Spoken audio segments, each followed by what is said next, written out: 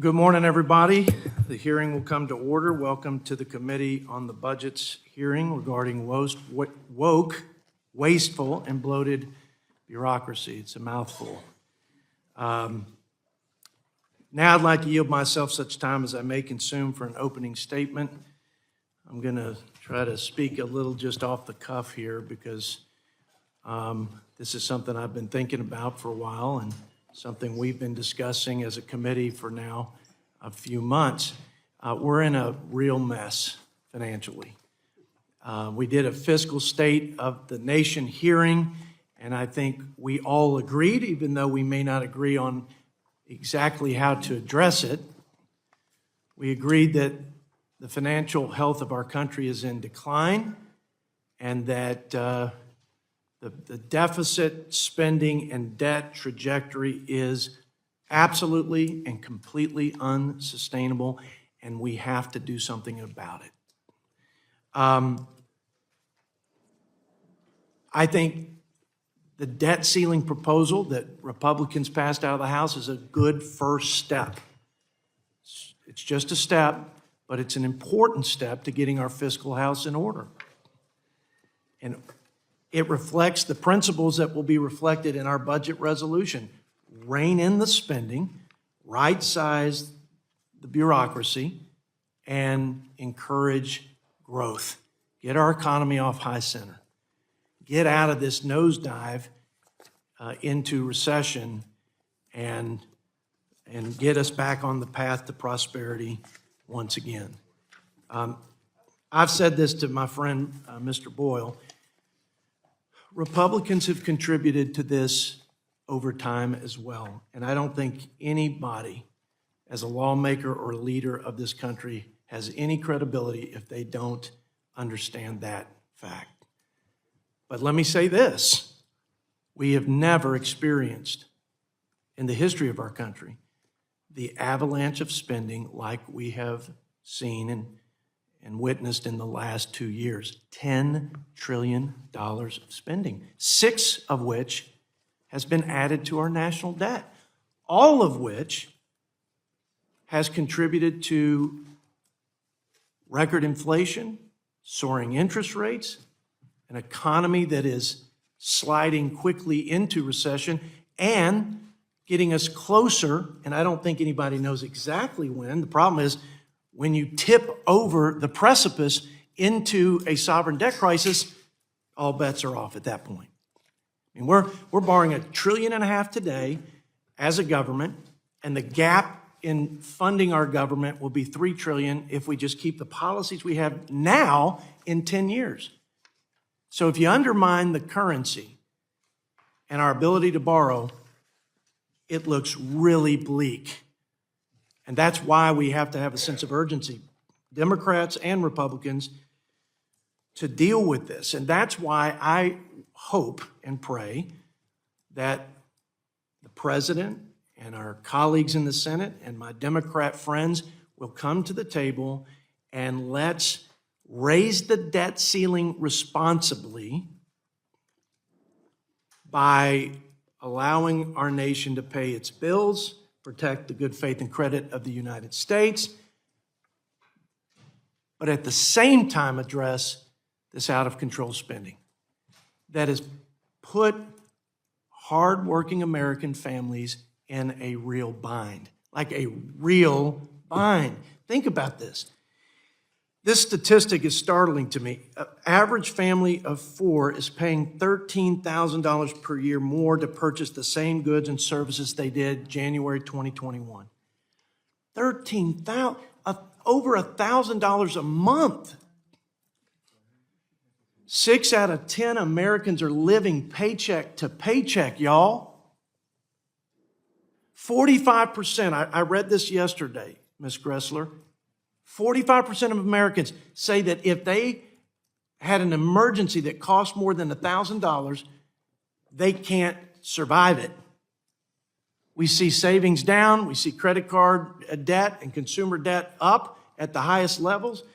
This is a crisis. This is a cost of living crisis. It's driven by inflation, and inflation's been driven by, in large part, spending. So I encourage my friends and colleagues on the other side of the aisle, work with us and encourage the president to do what 3 out of 4 Americans expect him to do and all of us to do. 3 out of 4 say the president ought to negotiate fiscal reforms in the debt ceiling. He's done it before. That's the thing, Ralph. He's done it before in 2011. The last major right-sizing of the bureaucracy and the reining in of the spending that was excessive was led by none other than Joe Biden as vice president.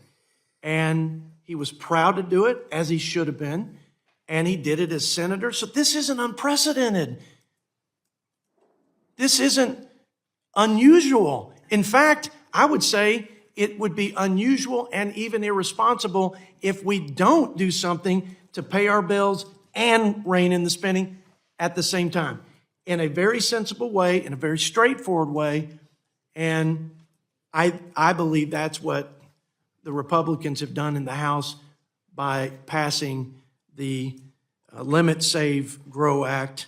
And now I hope that our colleagues will respond responsibly and in kind.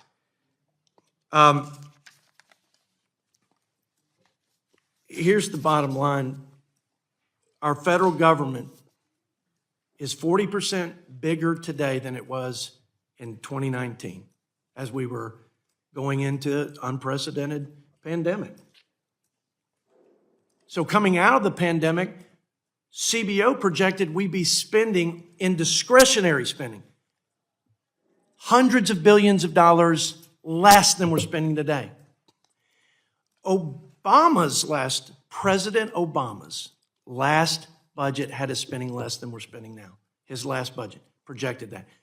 Folks, there's bloat, there's excessive spending, there are programs and policies that need to be repealed.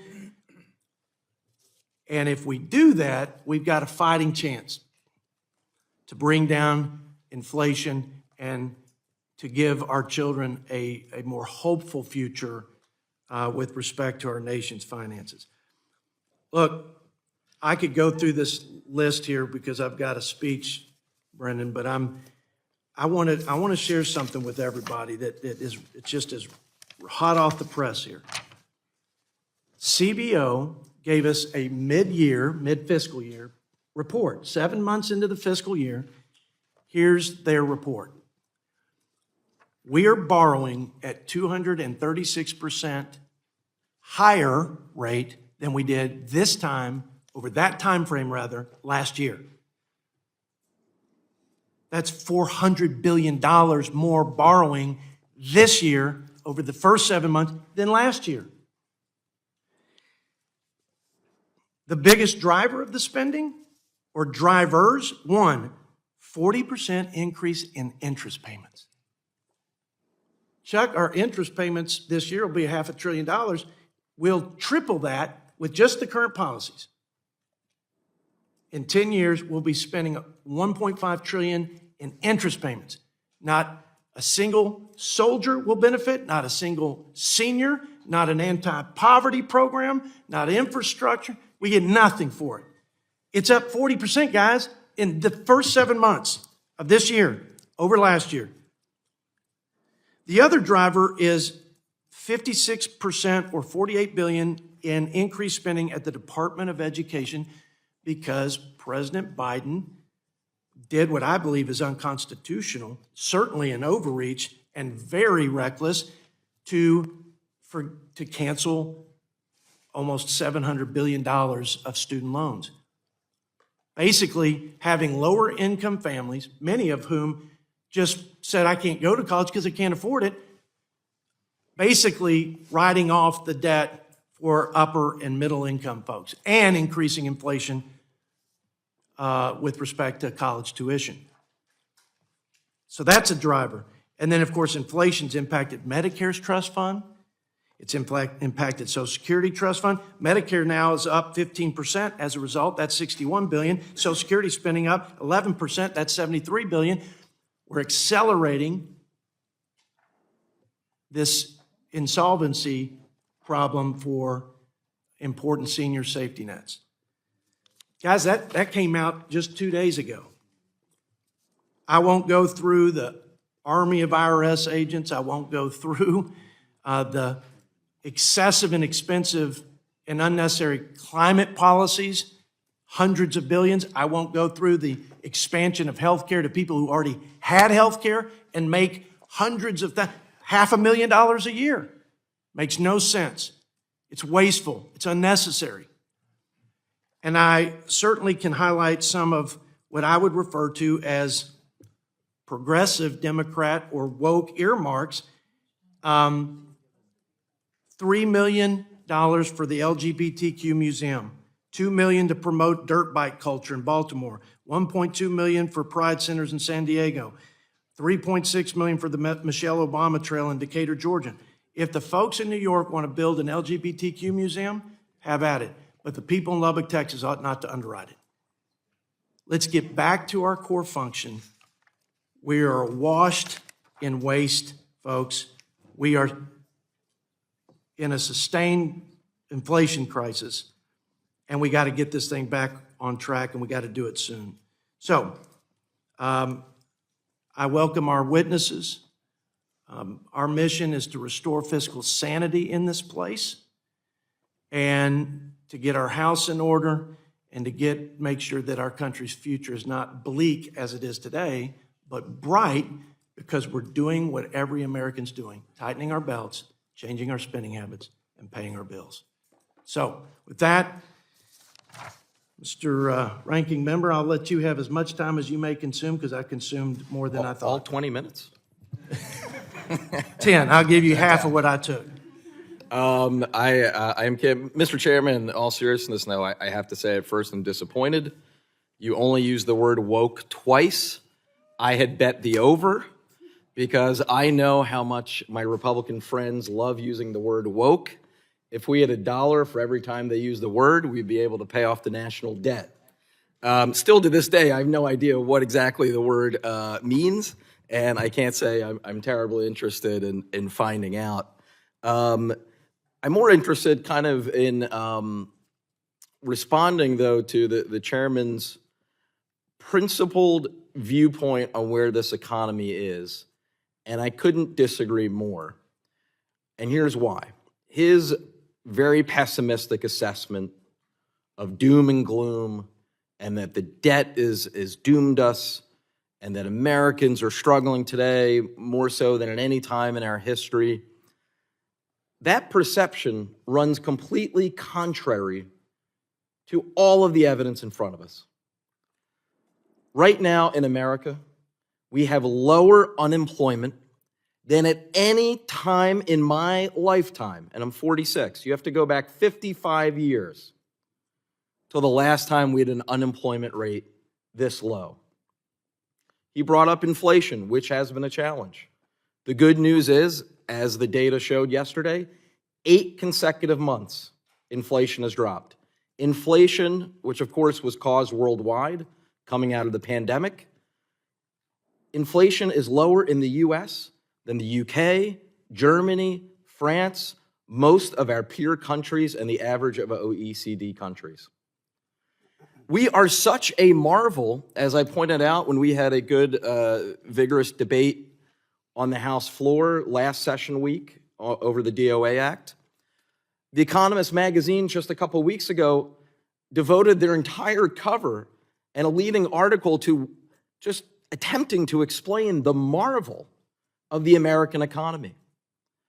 It is brought up to me by colleagues of ours who serve in other Western parliaments, some of our respective NATO countries, attempting to figure out why it is that the U.S. growth rate is better than our Western peers. Our unemployment rate is better. Our inflation rate is lower. Now, do we have real challenges still? Absolutely. I come from blue-collar Philadelphia. I am well aware of the challenges that ordinary Americans face. We help people in our constituent service offices every day with real challenges.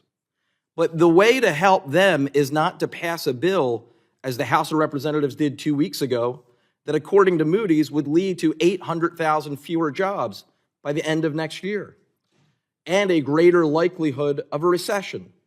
Again, quoting from Moody's report. That is not the way to go. The way to go is not to threaten the full faith and credit of the United States. We have raised the debt ceiling 103 times since 1940, the majority of which were under Republican presidents. We voted, including myself, 3 times under the most recent Republican president. And do you know that in those 3 debt ceiling increases, 2 of the 3 did not cut spending, they increased spending in that very vote. So we cannot suddenly change our views on this based on the political party of the occupant of 1600 Pennsylvania Avenue. That is unfair to the American people and risks our economic growth. The kind of things that were in that DOA bill that I hope we'll have a real discussion about today would have devastating consequences. And by the way, while we had, I thought, a very good, vigorous debate and discussion on the House floor 2 weeks ago that always stayed on message and there was no invective from either side, and I appreciate the Budget Committee members on both sides who participated. That said, what about regular order? We should have had a hearing on that bill in this committee before it went straight to the floor. I tend to remember swearing-in day taking a whole week and my wife and daughter missing my actual swearing-in because they had to head home because it took place after midnight, Friday night into Saturday morning, and that one of the big topics was supposed to be a desire to return to committee work in regular order before things were rushed to the floor. Unfortunately, that did not happen. So I hope today, 2 weeks late, we can take this opportunity to have essentially the committee hearing on the bill that passed 2 weeks ago, even though it is clear that that bill will be DOA in the Senate. Nonetheless, what's in it reveals the priorities of those who wrote it. And we have to ensure that the devastating consequences that would result if that bill were to ever to become law, we have to make sure that those consequences are known to the American people. So with that, despite you generously offering me more time, I did use 5.5 minutes. I will yield there. Look forward to hearing from the witnesses as well as our colleagues. Thank you. I thank my good friend from Pennsylvania. In the interest of time, if any other members have opening statements, I would ask that you submit it for the record. I will hold the record open to the end of the day to accommodate those members who may not yet have prepared written statements. Once again, I'd like to welcome our witnesses this morning, and today we'll hear from Ms. Gressler, Rachel Gressler, Senior Research Fellow on Budget and Entitlements at the Heritage Foundation, Mr. Myron Ebel, Director of the Center for Energy and Environment at the Competitive Enterprise Institute, Ms. Paige Augustine. Did I get it right? Ms. Paige Augustine, who is the Policy Director at the Center for Renewing America, and then Mr. Indivar Dattagupta. For West Texan, you're not going to get any better than that. We welcome you. Mr. Dattagupta is President and Executive Director of the Center for Law and Social Policy, and we're honored that you would take time out of your busy lives to share your insights with us. Committee has received your written statements. They'll be made part of the formal hearing record. You will each have 5 minutes to deliver your oral remarks, and I now yield 5 minutes to Ms. Gressler. Thank you for the opportunity to be here today. My name is Rachel Gressler. I'm a Senior Research Fellow in Economics, Budget, and Entitlements at the Heritage Foundation. My remarks today are mine and don't necessarily represent those of the Heritage Foundation. So paying the correct amount of taxes to the federal government is not optional. The IRS now has an extra $80 billion to make sure that Americans are properly paying their taxes. Meanwhile, The federal government spent $245 billion of taxpayers' money last year, that is $1,800 per household, on improper payments. But instead of increased audits, most government programs get rewarded with bigger budgets. This double standard should not exist. Last year, 1 out of every 6 Medicaid dollars and 1 out of every 4 CHIP dollars represented an improper payment.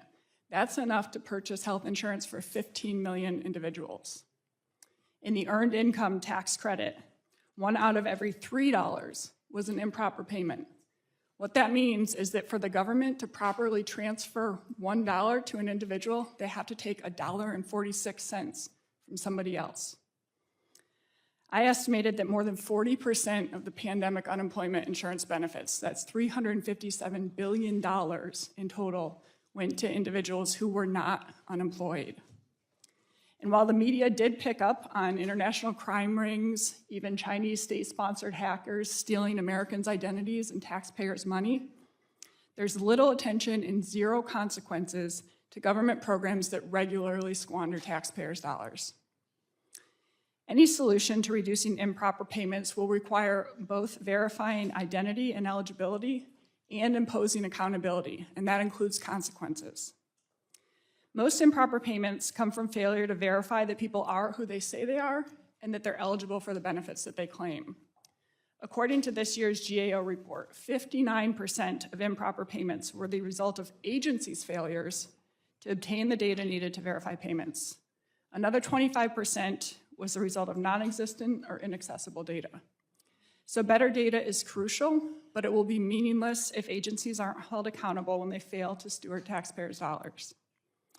For example, federal agencies already are required to use the Do Not Pay database.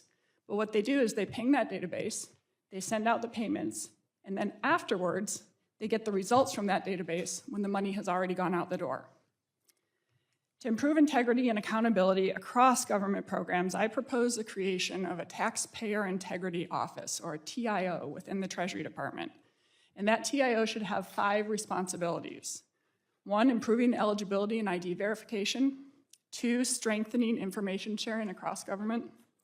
3, maintaining competitive, responsive, and secure systems. 4, establishing and enforcing reasonable standards for agencies to follow. And 5, and most importantly, is enacting meaningful consequences for agencies' failure. Finally, while improper payments are a major problem, they are a symptom of the bigger disease, which is improper federal spending. When the federal government expands its role into areas of people's lives that are better addressed within households and businesses, by state and local governments, or by charitable and religious organizations, that's government bloat that comes at the expense of personal freedom and opportunity. The federal government spent $4.2 trillion last year on transfer payments. That's over $32,000 per household. It's also 9 out of every $10 the federal government collected, and 2 out of every $3 the federal government spent. Bigger government means even bigger improper payments. As this chart will show, federal payments have increased at 3 times the rate of GDP. That's the middle yellow line there. Improper payments have increased at 4.5 times the rate of GDP since 2005. At these current rates, improper payments plus interest costs could total $4 trillion over the next 10 years. Constantly expanding entitlement programs without any consideration of what they will cost is unsustainable, and taking people's money and requiring them to jump through bureaucratic hoops to get things that the government thinks they need makes it harder for ordinary Americans to earn a living and to pursue what is best for them as their families. So to reduce improper federal spending and empower people instead of bureaucrats, policymakers should replace tax credits with lower overall tax rates, enact universal savings accounts to make it simpler and more accessible to save, reject new entitlement programs, and reform existing ones. Thank you. Thank you, Mrs. Gressler. Now we will yield 5 minutes to Mr. Ebel. Thank you, Mr. Chairman and Ranking Member Boyle, for inviting me to testify today. My name is Myron Ebel, and I am Director of the Center for Energy and Environment at the Competitive Enterprise Institute. We concentrate on regulatory issues from a free market perspective. And so our work is endless. I want to congratulate you, Chairman Arrington, on your leadership in passing H.R. 2811, the Limit, Save, Grow Act. I think this, as you said, is an important first step. And I think it puts the forces of fiscal sanity on the offensive in Washington for the first time in a long time. I want to just say that I believe, and I say this in my written testimony, that the most important part of the spending cuts that you have is repeal of Senator Manchin's so-called Inflation Reduction Act, particularly the energy subsidies, which are huge. This is not only wasteful spending of money that the federal government does not have. It's not only handouts to special corporate interests. Subsidies distort markets, and that's why CEI opposes all mandates and subsidies in the energy sector. I think we oppose all mandates and subsidies, but I may be going too far. But there's one thing about most subsidies, conventional subsidies, they actually lower the cost of the product or service that's being subsidized.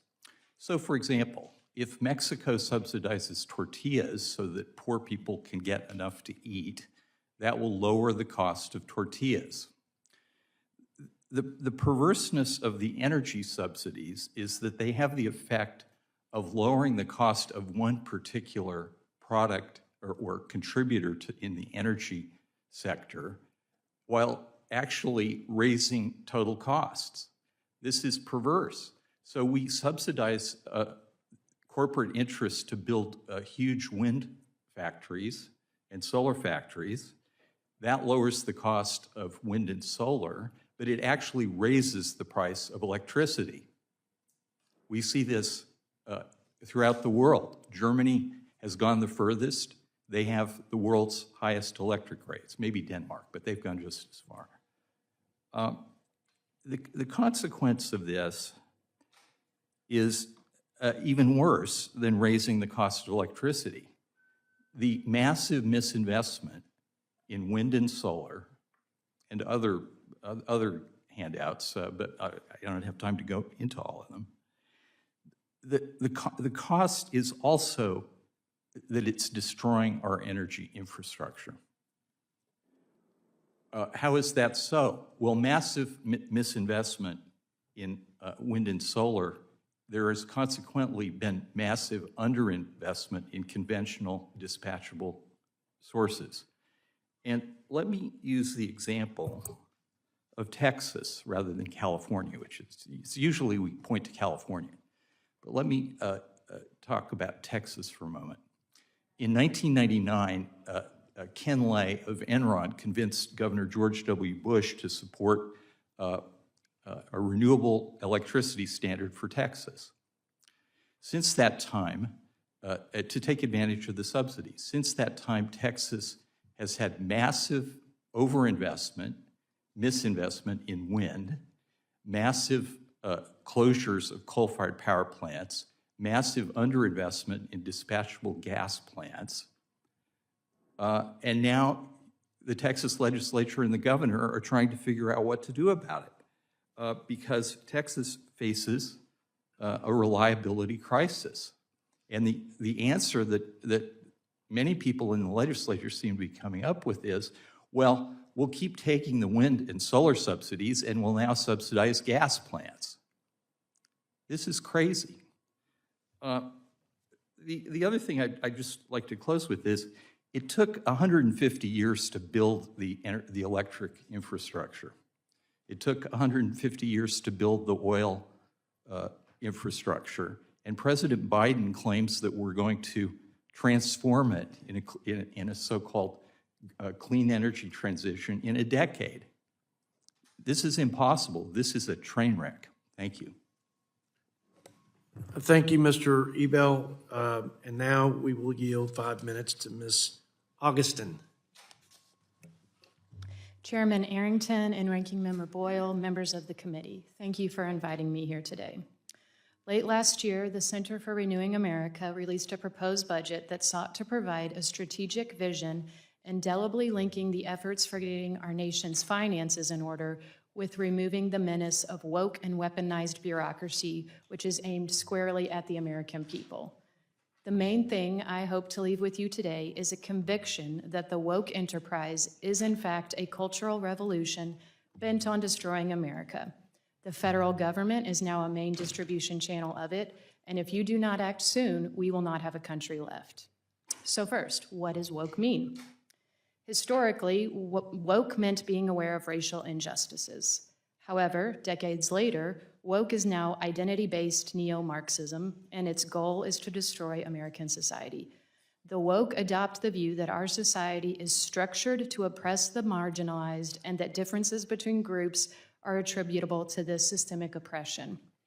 The required solution is to abolish those oppressive norms in the name of equity, that is, equal outcomes regardless of merit. In sum, the woke stoke division among Americans based on identity in order to tear down the republic, eliminate capitalism, marginalize religion, and rupture the nuclear family. As I mentioned, our budget proposal took an in-depth look at each department and found that the federal bureaucracy is a significant funder of this woke cultural revolution. It is the framework by which the bureaucracy operates. It is how it structures its programs and makes funding decisions and what trainings and guidelines it adopts. And because the bureaucracy is so big and spends trillions of dollars, private businesses are happily coerced into the same mission. Just a small sample of what we found in health and education and foreign aid. The Department of Health and Human Services and the National Institutes of Health actively push so-called gender-affirming care, which is cross-sex hormones and surgical mutilation, even for minors. NIH funds human fetal tissue harvesting from aborted babies for medical research. And CDC spent nearly $6 billion to address so-called COVID health disparities through the lens of health equity. 25 states allow Medicaid to pay for chemical castration via hormone therapy, and 23 states pay for irreversible and mutilating genital surgery. And the Biden administration's Section 1557 rule would require all insurance to cover chemical castration and sex change surgeries or be deemed discriminatory. Federal grants often have a specific woke purpose, but they also serve as a taxpayer-funded lifeline to civil institutions committed to spreading the woke dogma. The University of Maryland Medical System performs gender transition surgeries on boys and girls at the earliest onset of puberty as young as 9 and 10 years old and received a $3.5 million grant to increase mental health and advance gender-affirming care. Or take $4.7 million in a CDC grant to the National Minority AIDS Council for training and technical assistance. That organization engages in pro-Black Lives Matter activism and promotes radical gender theory. 3 CDC grants totaling $8 million went to Access Matters, which is based in Philadelphia, for so-called family health care. That organization says its abortion services are provided through the lens of equity, which means explicitly pushing abortion on vulnerable minority populations. The Department of Education, often under the guise of culturally responsive learning and social emotional learning, is an active adversary of parents and citizens concerned about the inherent race essentialism of CRT and gender theory. Through its equity assistance centers, it trains teachers to incorporate critical race theory and gender transition of children without parental knowledge. It also provided more than $60 million through its SEED program to morph teachers into essentially progressive activists. The department's cultural learning was featured in its K-12 history and civics education competitive grant program, which reminds applicants that America is systemically racist and emphasized both Ibrahim Kendi's How to Be an Anti-Racist and the factually challenged 1619 project. Lastly, at least for this testimony, the State Department's diplomatic programs remain geared toward exporting woke ideology abroad. Millions of dollars go to support programs like gay pride parades in Prague, LGBTI activists in Senegal, LGBTQIA+ social events in Australia, and drag theater in Ecuador. Woke is the umbrella ideology, and it uses all manner of terms and concepts like equity and inclusion. Every dollar should be examined to determine what, in fact, the country is spending money on. This should absolutely not be an exercise in austerity wherein every program must take a hit. Wokeness is now essentially a taxpayer-funded secular religion crafted by secular elites to supplant the nation's Judeo-Christian traditions that have stood the test of time. It is dangerous, existentially dangerous, for Congress to continue funding the priorities of a neo-Marxist ideology that seeks only to destroy that which has come before. Thank you. Thank you, Ms. Augustin. Now we yield 5 minutes to Mr. Dattagupta. Thank you, Chairman Arrington, Ranking Member Boyle, and the committee, members of the committee. My name is Indi Dattagupta, and I'm President and Executive Director of the Center for Law and Social Policy, or CLASP. CLASP is a national, nonpartisan nonprofit using research and analysis to promote effective policy solutions to end poverty and advance racial and gender equity.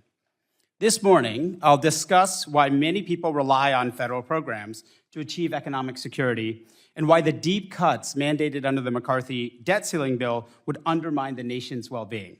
Finally, I'll discuss the importance of raising revenues and the dangers of failing to raise the debt limit. So first, why do people rely on federal programs for economic security?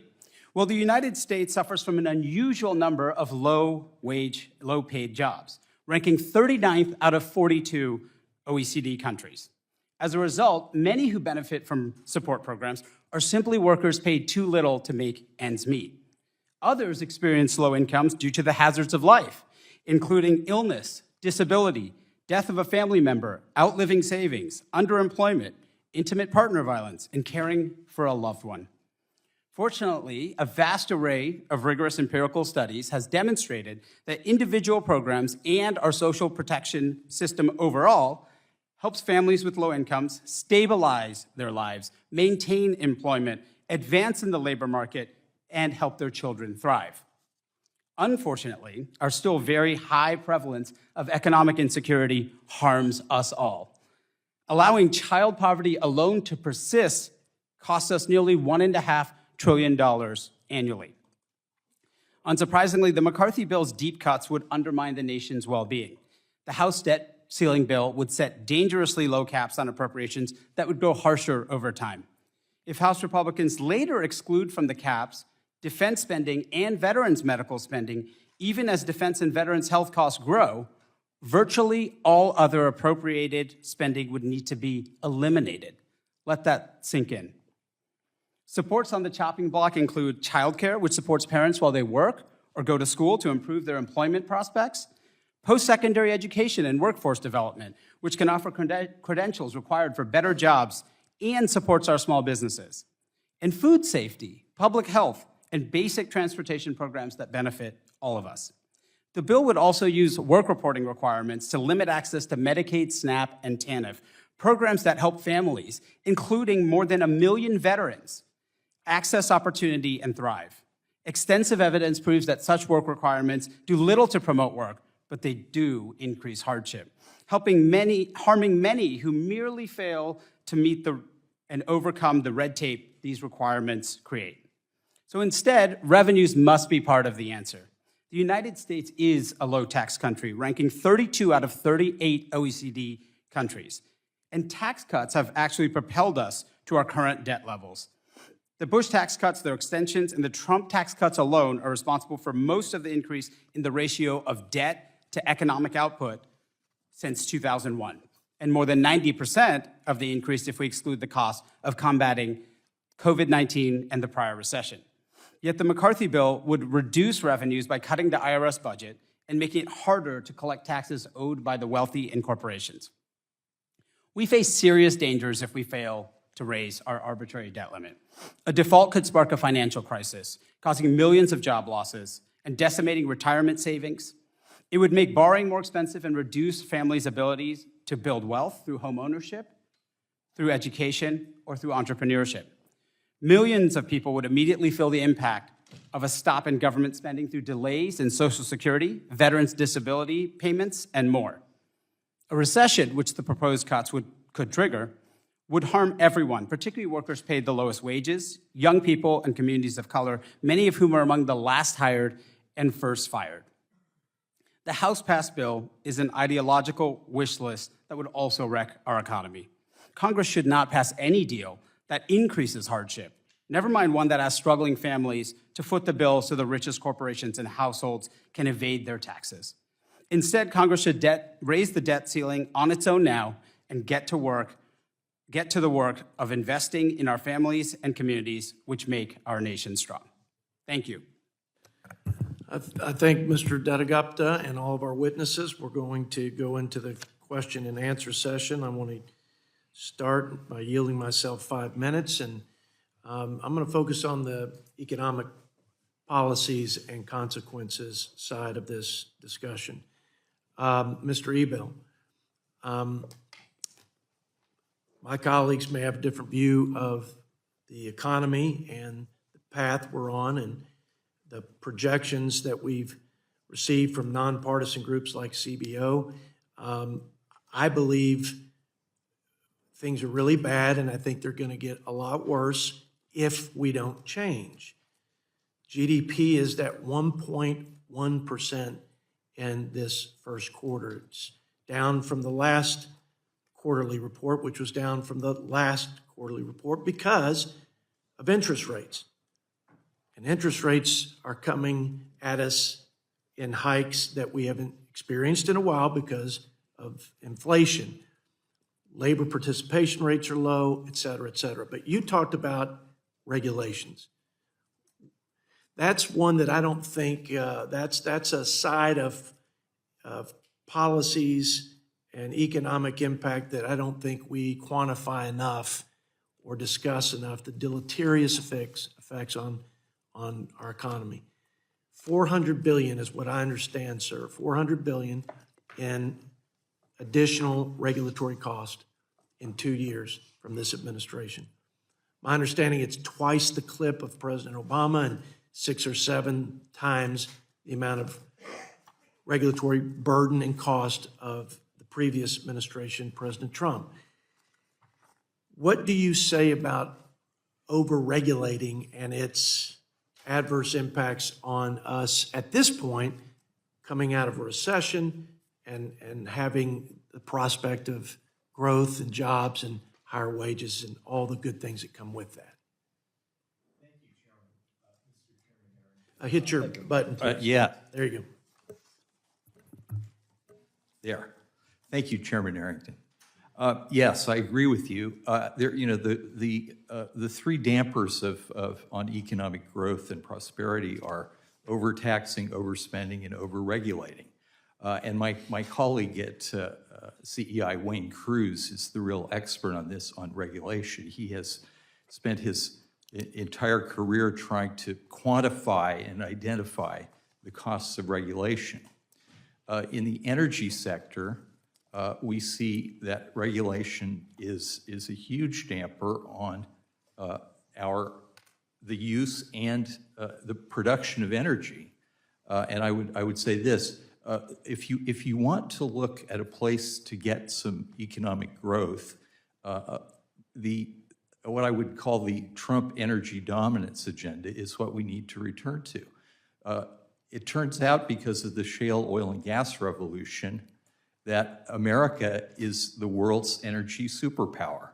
And the so-called clean energy transition is an attempt to take us back to the days when we were incredibly dependent upon foreign countries for our energy. We used to run several $100 billion of deficits in importing oil every year. We're now an oil exporter and a gas exporter. Instead of that, what the clean energy transition proposes is that we become almost entirely dependent upon China for the critical minerals that are used in windmills, solar panels, and electric batteries. So this is, we're going in the wrong direction right now. I think your bill is a good step moving us back in the right direction. Let me follow on that comment about wind and solar. My district actually produces more wind than any district in America, by the way, but we also sit on top of the Permian Basin. So we get to say that we produce all the above, but I am concerned about the distorting effect that you talked about with respect to reliable and affordable sources of energy. By the way, sources of energy we may need if we were ever to go to war, for example, with China. We'd also need financing for that war, which I'm very concerned that we wouldn't have. But one of the elements of the Green Energy Corporation subsidies, one element of my concern is that they're 3 times higher than what they were marketed and sold during the IRA. The other piece is much of the component parts, if not the majority, of solar and wind are coming from China. I read an article where China was going to benefit to the tune of $125 billion. Can you make a quick comment there, and then I'm going to move on, let my ranking member ask. You're absolutely right. There's a lot to be said about this, but we have traded energy independence for being dependent upon a potential adversary for everything that keeps our economy going, which is the stuff that moves and produces energy. Thank you for your quick comment. Now, Mr. Boyle, I yield 5 minutes for your questions. Thank you, Mr. Chairman, and thank you to all the witnesses. Indy, you mentioned something in your opening statement that I was very glad to hear because you rarely hear it either on Capitol Hill or just in the media as part of this discourse, and that is the great missing tax revenue. 2001, George W. Bush tax cuts, which weren't paid for. 2003, George W. Bush tax cuts, which also weren't paid for. Their extension, which was done on a bipartisan basis about a decade later. And then, of course, the 2017 Trump tax cuts. All told, are you able to put a number on just exactly how much missing tax revenue there is? Of course, as you pointed out, as you know, you think about that, too often around here, we hear about the spending side, but we don't hear about the whole other half of the equation, which is the revenue side. Want to make sure that if we're going to really talk about deficit and debt, we talk about both sides of the ledger. That's right. Thank you, Ranking Member Boyle. We have, in many ways, as I mentioned, propelled ourselves into our current ratio of debt to our economic activity because of these tax cuts. Just to put it in perspective, in a decade or so, we would actually have seen that ratio decline were it not for these tax cuts and their extensions. So The debt to GDP the debt to ratio GDP ratio would actually decline. The tax cuts on their own have added about $10 trillion to the debt since 2001, which is, I think, what you're getting at. Yeah. And I'll just emphasize quickly that in the United States, the overall the taxes paid as a share of our economy and our economic activity is much closer to middle income countries and like Mexico even than it is to our wealthy peers who have higher living standards than the lower tax countries. So I think what we ultimately all want is higher living standards for the American people. And if anything, our low taxes are getting in the way of that here. We're not trying to reduce people's ability to have those high living standards. We want to reduce the cost of living that they face. And this is before we even look at the disproportionate impact of those tax cuts in terms of where most of that money was going. I mean, the most recent round of tax cuts, the one for which I was here, the Trump tax cuts, officially called the TCJA, CBO estimated 83% of that going to the top 1% by the end of the 10-year window. Let me transition real quickly, though, to the debt ceiling, because this is something I've worked on for a long time. And while I think many people are now coming to understand the devastating consequences of default, I think there is a part of the conversation, though, that has been missed, and that is while the question of whether we default or not is binary, that obscures there's a whole continuum between then and now in which we could also suffer consequences, even if we ultimately raise the debt ceiling by the deadline. So I was wondering if you could talk about what happened in 2011 We did suffer the first ever credit downgrade in American history. One of the 3 credit agencies downgraded us, which according to the Government Accountability Office cost us over $1 billion in extra borrowing costs. So I wonder if you could speak to that. That's right, and I'll just add that households suffer. Their household wealth fell by almost $2.5 trillion over the second and third quarter of 2011 as a result.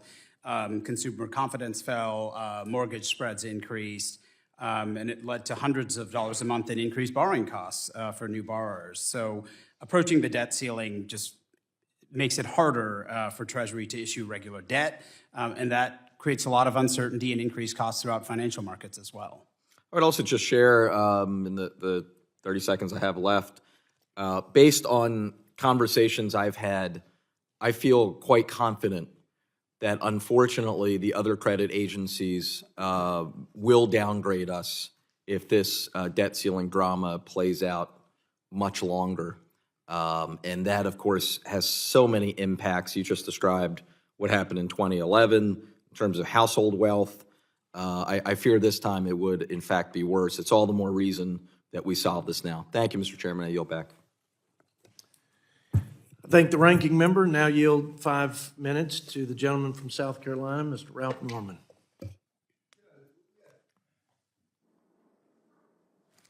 We got 2 different worlds up here. We really do. We're diametrically opposed in our viewpoint, in our thinking. Congressman Boyle, you mentioned about regular order on the border bill and on the bill we put up to the Senate to cut rein in spending. It didn't go through regular order. I was one of the 20 that objected to bills we held out until things do go through regular order. Reason these 2 bills didn't, on the spending bill that we presented to the Senate, this administration has not cut $1. He's made his thoughts known. No cuts, clean debt ceiling raise, which is insane. A lemonade stand run by a 12-year-old can find cuts, at least $1. This administration doesn't. What does his budget do? Biden's budget, $2 billion more, just a few, to increase regulations of the firearms industry. $512 million to provide money for abortion services to the Department of Health and Human Services. $3 billion for, quote, marginalized communities to promote advanced gender equity and equality. It goes on and on. So that's why the 2 bills didn't go through on the border bill. There's no reason to have a debate. This administration is opening the doors to every country in the world to come into the United States, which has never been done. And the sad part about it, when the cities start hollering like New York did, that they're out of money, they're going to come to the federal government. Guess what? The federal government has no money to spend. Mr. Dudagupta, I heard your comments, which really were amazing, that you would make the statements that you've made. Just raise the debt ceiling. Corporations need to pay more tax. Have you ever run a small business? I run a small nonprofit. Nonprofit. Have you ever had a business where you had to hire employees? That's what I do. Your agency is supported by the profits of companies and the small businesses. Am I wrong? Yes, I'm right. It's supported by foundations, individual donors. Here's what I'd suggest you do. Get out on Main Street America. Explain how the inflation, which has increased 14.9%, how are they handling that? Explain how food prices are up 17%. How are they handling that? Gas prices, 37%, from abandoning our natural resources and buying from countries from OPEC that hate America. Let them explain that to you. Real wages have decreased by 3.5% because of inflation. Why do you think the rating for this administration is so low? His policies are insane, and it's tearing the country down. Now, we have a lot of hot air and wind up here, too, in Congress. We're going to take action on cuts. And thank God the leverage on the debt ceiling. The Democrats in the Senate have got some consequences. Let them not put forward their plan. I heard not one plan that you offer. It was just criticisms. Let them put it in writing, as businesses have to do, on what their plan to solve this crisis. Now, I assume you know, corporations, I don't know whether you understand it or not, but corporations don't pay tax. It's the people that pay the tax. Corporations don't pay it. So I think that where we are right now, if your house is on fire, you don't rearrange the furniture around the pool. And that's what this Republican led House, which is in charge of the purse strings, is going to do, one way or another. And I'm tired of the talk. We're going to put it forward. And I've yet to hear a plan by this administration to offer any solution other than just spend more money. It's an insult to the American people, and it's an insult to our military, and it's what they're attempting to put us in a bind by more spending is going to shipwreck this country, along with every other thing that this administration has done. Ms. Gressel, I was very impressed with your proposal about putting together a group to oversee the fraud and abuse. Would you go into how we would implement that? And real quickly, we got 35 seconds. Yeah, it's Taxpayer Integrity Office within the Treasury Department. You could use the existing funding that is there. And the biggest thing is that they need to have the authority to impose the consequences. You know, a thought would be to put a panel of business people who have no agenda, who don't have to answer to the lobbyists, who can say this makes sense and question everything. That's what this country needs now more than ever. Thank you all for what you're doing, Mr. Ebel and Paige. I wish we had more time, but you're a voice of reason and a voice we're going to consider. Thank you so much. Yield back. Thank you, Mr. Norman, and we now yield 5 minutes to the gentleman from New York, my friend, Mr. Higgins. Thank you, Mr. Chairman. First of all, let's make very clear that the U.S. economy is not in decline. It's healthy and it's growing. Under President Biden, for the past 24 months, 14 million jobs have been created. The unemployment rate is at 3.6%, the lowest in 54 years. The projected inflation rate at this time next year will be 2.5%, normal based on historical trends.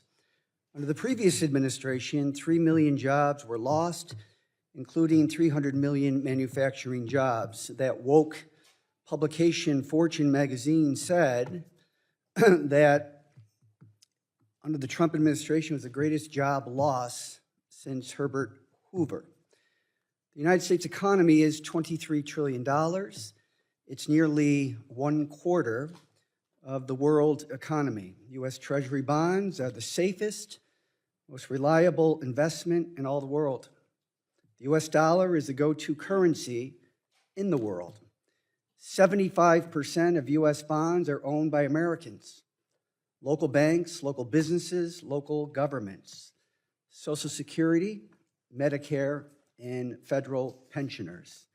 America made a promise to its own people and the institutions who dared to invest in the country's economic growth. Again, these bonds are the safest investment in all the world. Why would you want to stiff your own people and destroy your own currency and destroy your own economy? The 14th Amendment, Section 4 of the United States Constitution is as clear as it can be. The validity of the public debt shall not be questioned. This is not a political negotiation. This is a moral and legal obligation to be honored. The budget is a law enacted by Congress, and that law is the debt ceiling. The U.S. needs to pay its obligations. And if Kevin McCarthy wants to petition the United States Supreme Court to allow the United States of America to default on its obligations to its own people for the first time in the United States history, that's on his speakership and on his party.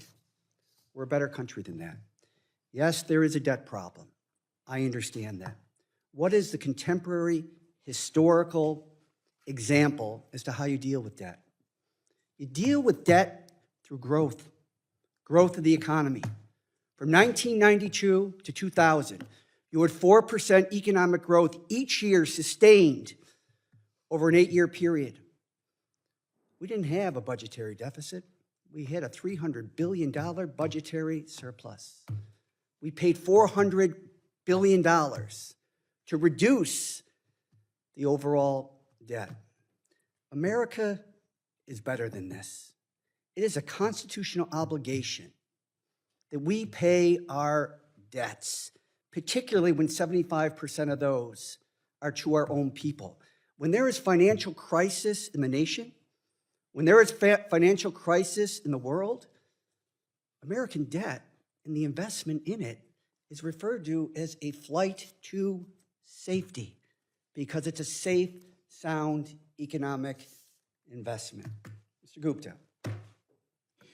Well, I appreciate that, Representative Higgins. I'll just add by saying this is sort of the equivalent of taking out a mortgage. The bank knows you can pay for it, believes you can pay for it, is happy to give you the mortgage, and you come to them and you say, you know, I have a side agreement with my family that I'm just not going to pay. It doesn't make sense.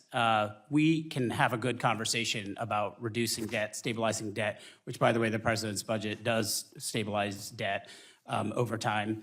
But we should take off the table the threats to raising the debt limit itself because of the potential economic calamities. Obviously, there's constitutional questions, but I think it makes a lot of sense to look at including our military spending, which we've been told is going to be off the table under these caps. So we're looking at, instead, a very small slice of spending, mostly non-defense discretionary spending, and the biggest chunk of that is veterans' medical care, and that's being taken off the table from what we've heard as well. So that's a different conversation. But the U.S. economy, I want to note, has grown, and people are working. We actually have the highest employment to population ratio, which is now above the prior peak, on record except for the late 90s and 2000, when we also had a booming economy. I yield back. Thank you, Mr. Higgins. We now yield 5 minutes to the gentleman from California, my friend, Mr. McClintock. Well, thank you, Mr. Chairman. First of all, I agree with Mr. Higgins, which is why Republicans just voted to raise the debt limit by $1.5 trillion. But I remind him that if your family's spending itself into debt and you need to ask the bank for an increase in your credit card limit, you damn well better have a serious discussion about what's gotten you into this mess and make a plan to get out of that mess. That's what the Republican bill does. If the Democrats don't like it, they can strip all of the measures out in the Senate and send it back to us, and then it goes to conference and we have discussion, that family discussion. That's what this whole Capitol building is all about, discussing our differences and reaching a common direction on behalf of the American people. Now, to answer the ranking member, the term woke is not one of the right. It came from the left. It is a toxic combination of socialism and racism. And the reason that the left doesn't like it being used today is because it's already been discredited in the eyes of an overwhelming majority of Americans. I'm sorry, but his party has made that bed, and now they're going to have to sleep in it. Once again, I would warn him that you cannot spin the economy. Everybody knows how the economy is doing in their own lives, and trying to gaslight them never works. Whenever the left has taken control, you see the same economic pathologies: rampant homelessness, sky-high taxes, failing businesses, and ultimately fleeing families. I've seen that myself. I live in California, and if you just look at the census numbers, you can see what people believe is better for the environment to raise their families. What my Democratic colleagues don't seem to understand is that government cannot put a dollar into the economy that it first hasn't taken out of that same economy, and it can do so in only one of three ways that I know of. You either raise taxes, that reduces the current standard of living, it suppresses productivity. Borrowing, that crowds out to capital that would otherwise be available to loan to consumers to make consumer purchases or businesses to expand jobs. It incurs enormous interest costs, and ultimately it's got to be paid back anyway through future taxes, which reduces people's future standard of living. And then finally, you have inflation, pushing money into the economy that's unsupported by productivity, and that in turn reduces the value of the dollar and increases prices. Can any of our panelists tell me any other possible way government spending can be paid for? I guess it turns out all that free money isn't so free. It's actually very expensive, and people are paying it back every day at the gas station, at the grocery store, and in their paychecks. So the central question then is what we're spending. Now, we just heard that raising taxes to fund more social programs is sound policy. They always tell us that socialism is caring and sharing and taking care of each other, and capitalism is dog-eat-dog selfishness. They've got it completely backwards. There's only one way to prosper in a free society. You have to figure out what somebody else needs and figure out how to get it for them better than they can do it for themselves. That's true whether it's sweeping a floor or designing an advanced microchip. Socialism is taking what one person has made by helping others and giving it to someone who is not. It's true, if I take $1 from Peter and give it to Paul, Paul's got an extra $1 to spend. He's $1 better off. But Peter, of course, has $1 less to spend, and that's why socialism is so destructive, because you have now robbed both Peter and Paul of $1 of incentive to help each other. Peter, because he no longer profits by helping others, and Paul, because he no longer needs to. That is why socialism consistently produces poverty and misery wherever it's practiced. It destroys the natural incentives in a free society that encourages people to help each other the most efficient way that they can. And here's the rub. A free market is an amazingly democratic process because every consumer, every day, votes with every dollar they spend on what the economy will produce and what prices they're willing to pay. When government takes that dollar out of the economy, it transfers that decision from the consumer to the government.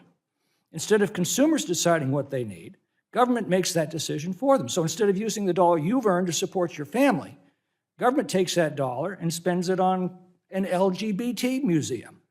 Capital would otherwise go to its highest and best economic use, instead is used for its highest and best political use, something that is radically different. Mr. Ebel, what do subsidies do to stuff the economic ballot box and cause consumers to make inefficient decisions that they'd never make if they were getting accurate price information?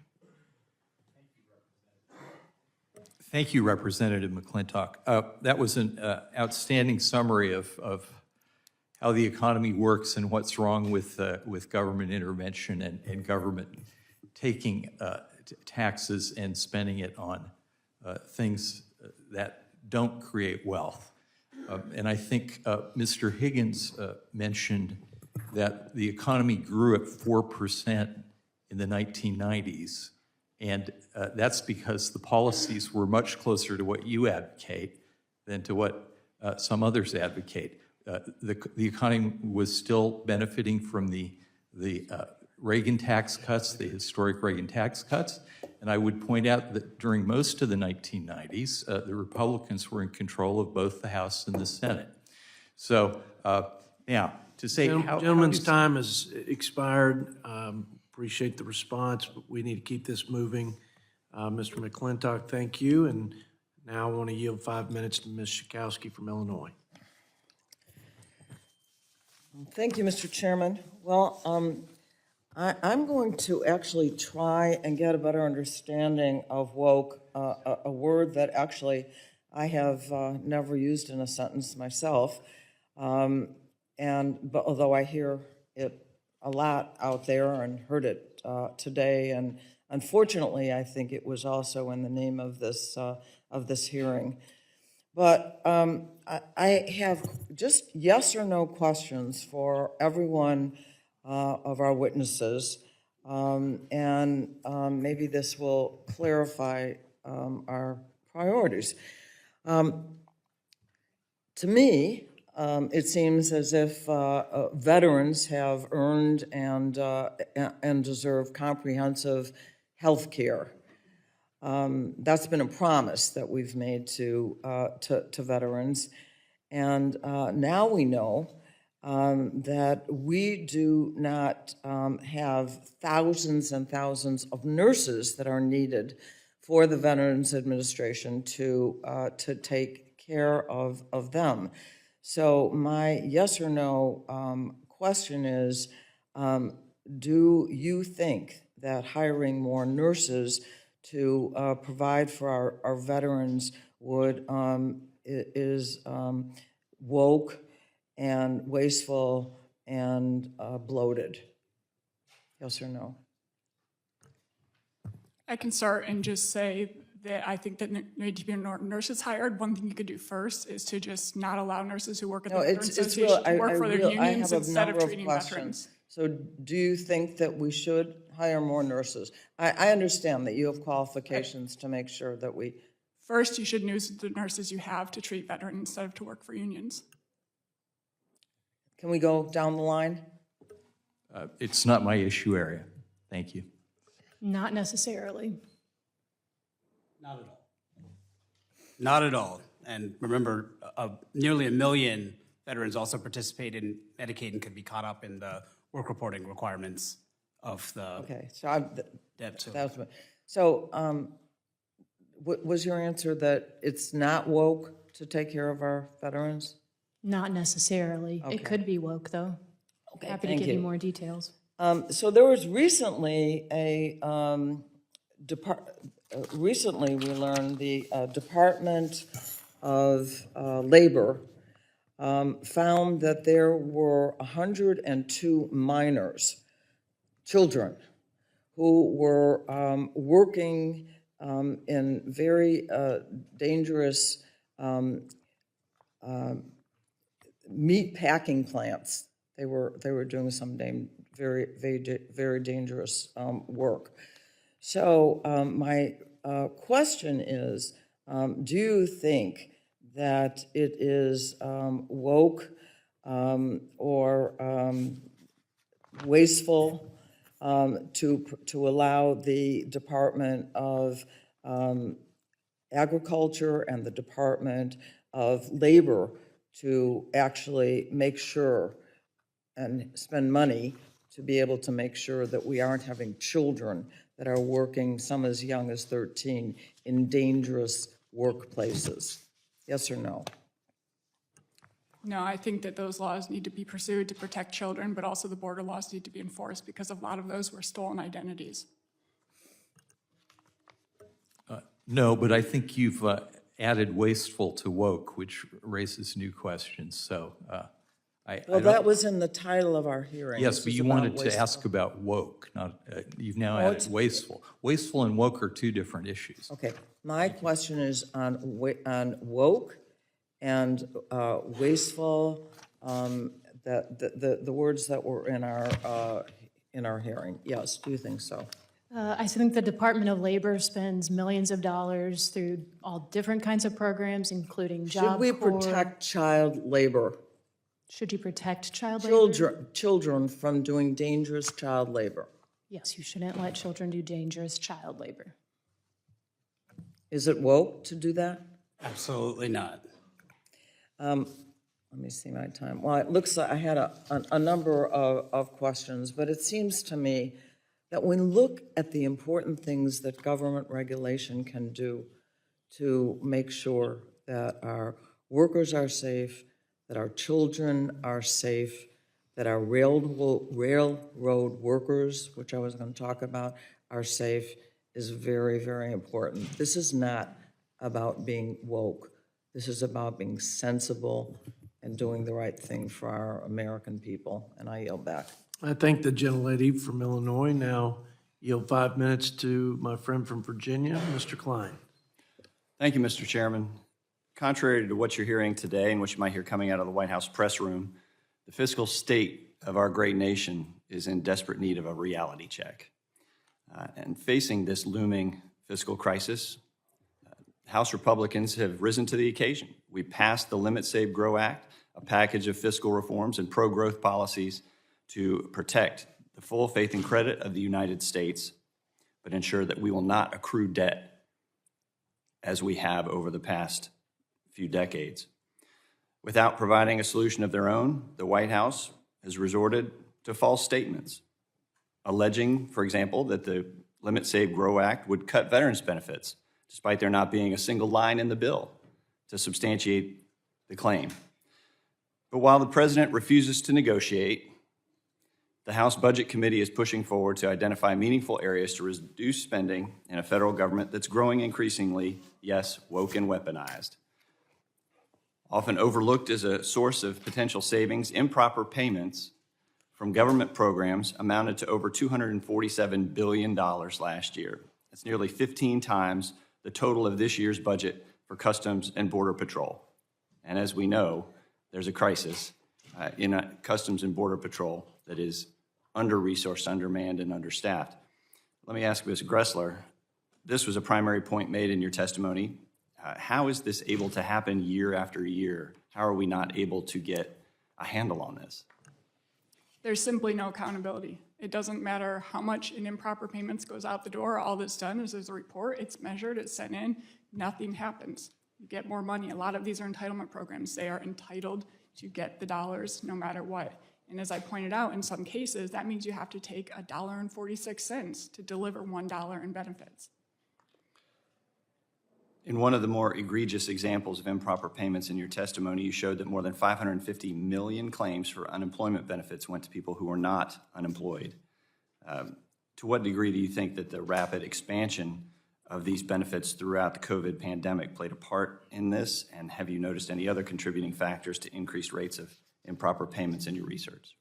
Yeah, I think that the federal unemployment pandemic programs created a perfect storm. The state systems were already outdated, but then the federal government stepped in and they imposed these standards on the states that they could not follow through with. Essentially, anybody could qualify for an unemployment insurance benefit. You simply had to say, I've been affected by COVID-19.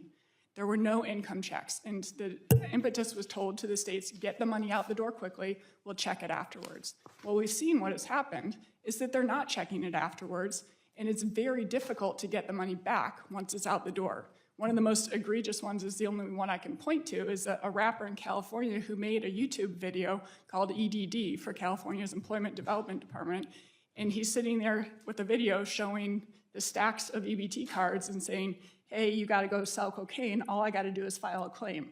So yes, they got him, but they're not getting the Chinese state-sponsored hackers, they're not getting the international crime rings, and so we're bringing in a couple million, maybe even $1 billion here and there, when $357 billion went to people who were not unemployed. And it's having an impact on our ability to fight the international drug trade, secure our border, and any other number of important priorities of this government.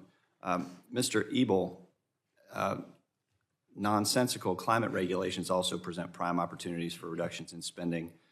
For example, the EPA received $10 billion for FY23 to enact regulations such as their new WOTUS rule that burdens farmers, and by proposing stringent tailpipe emission standards to target an overwhelming majority of passenger vehicles.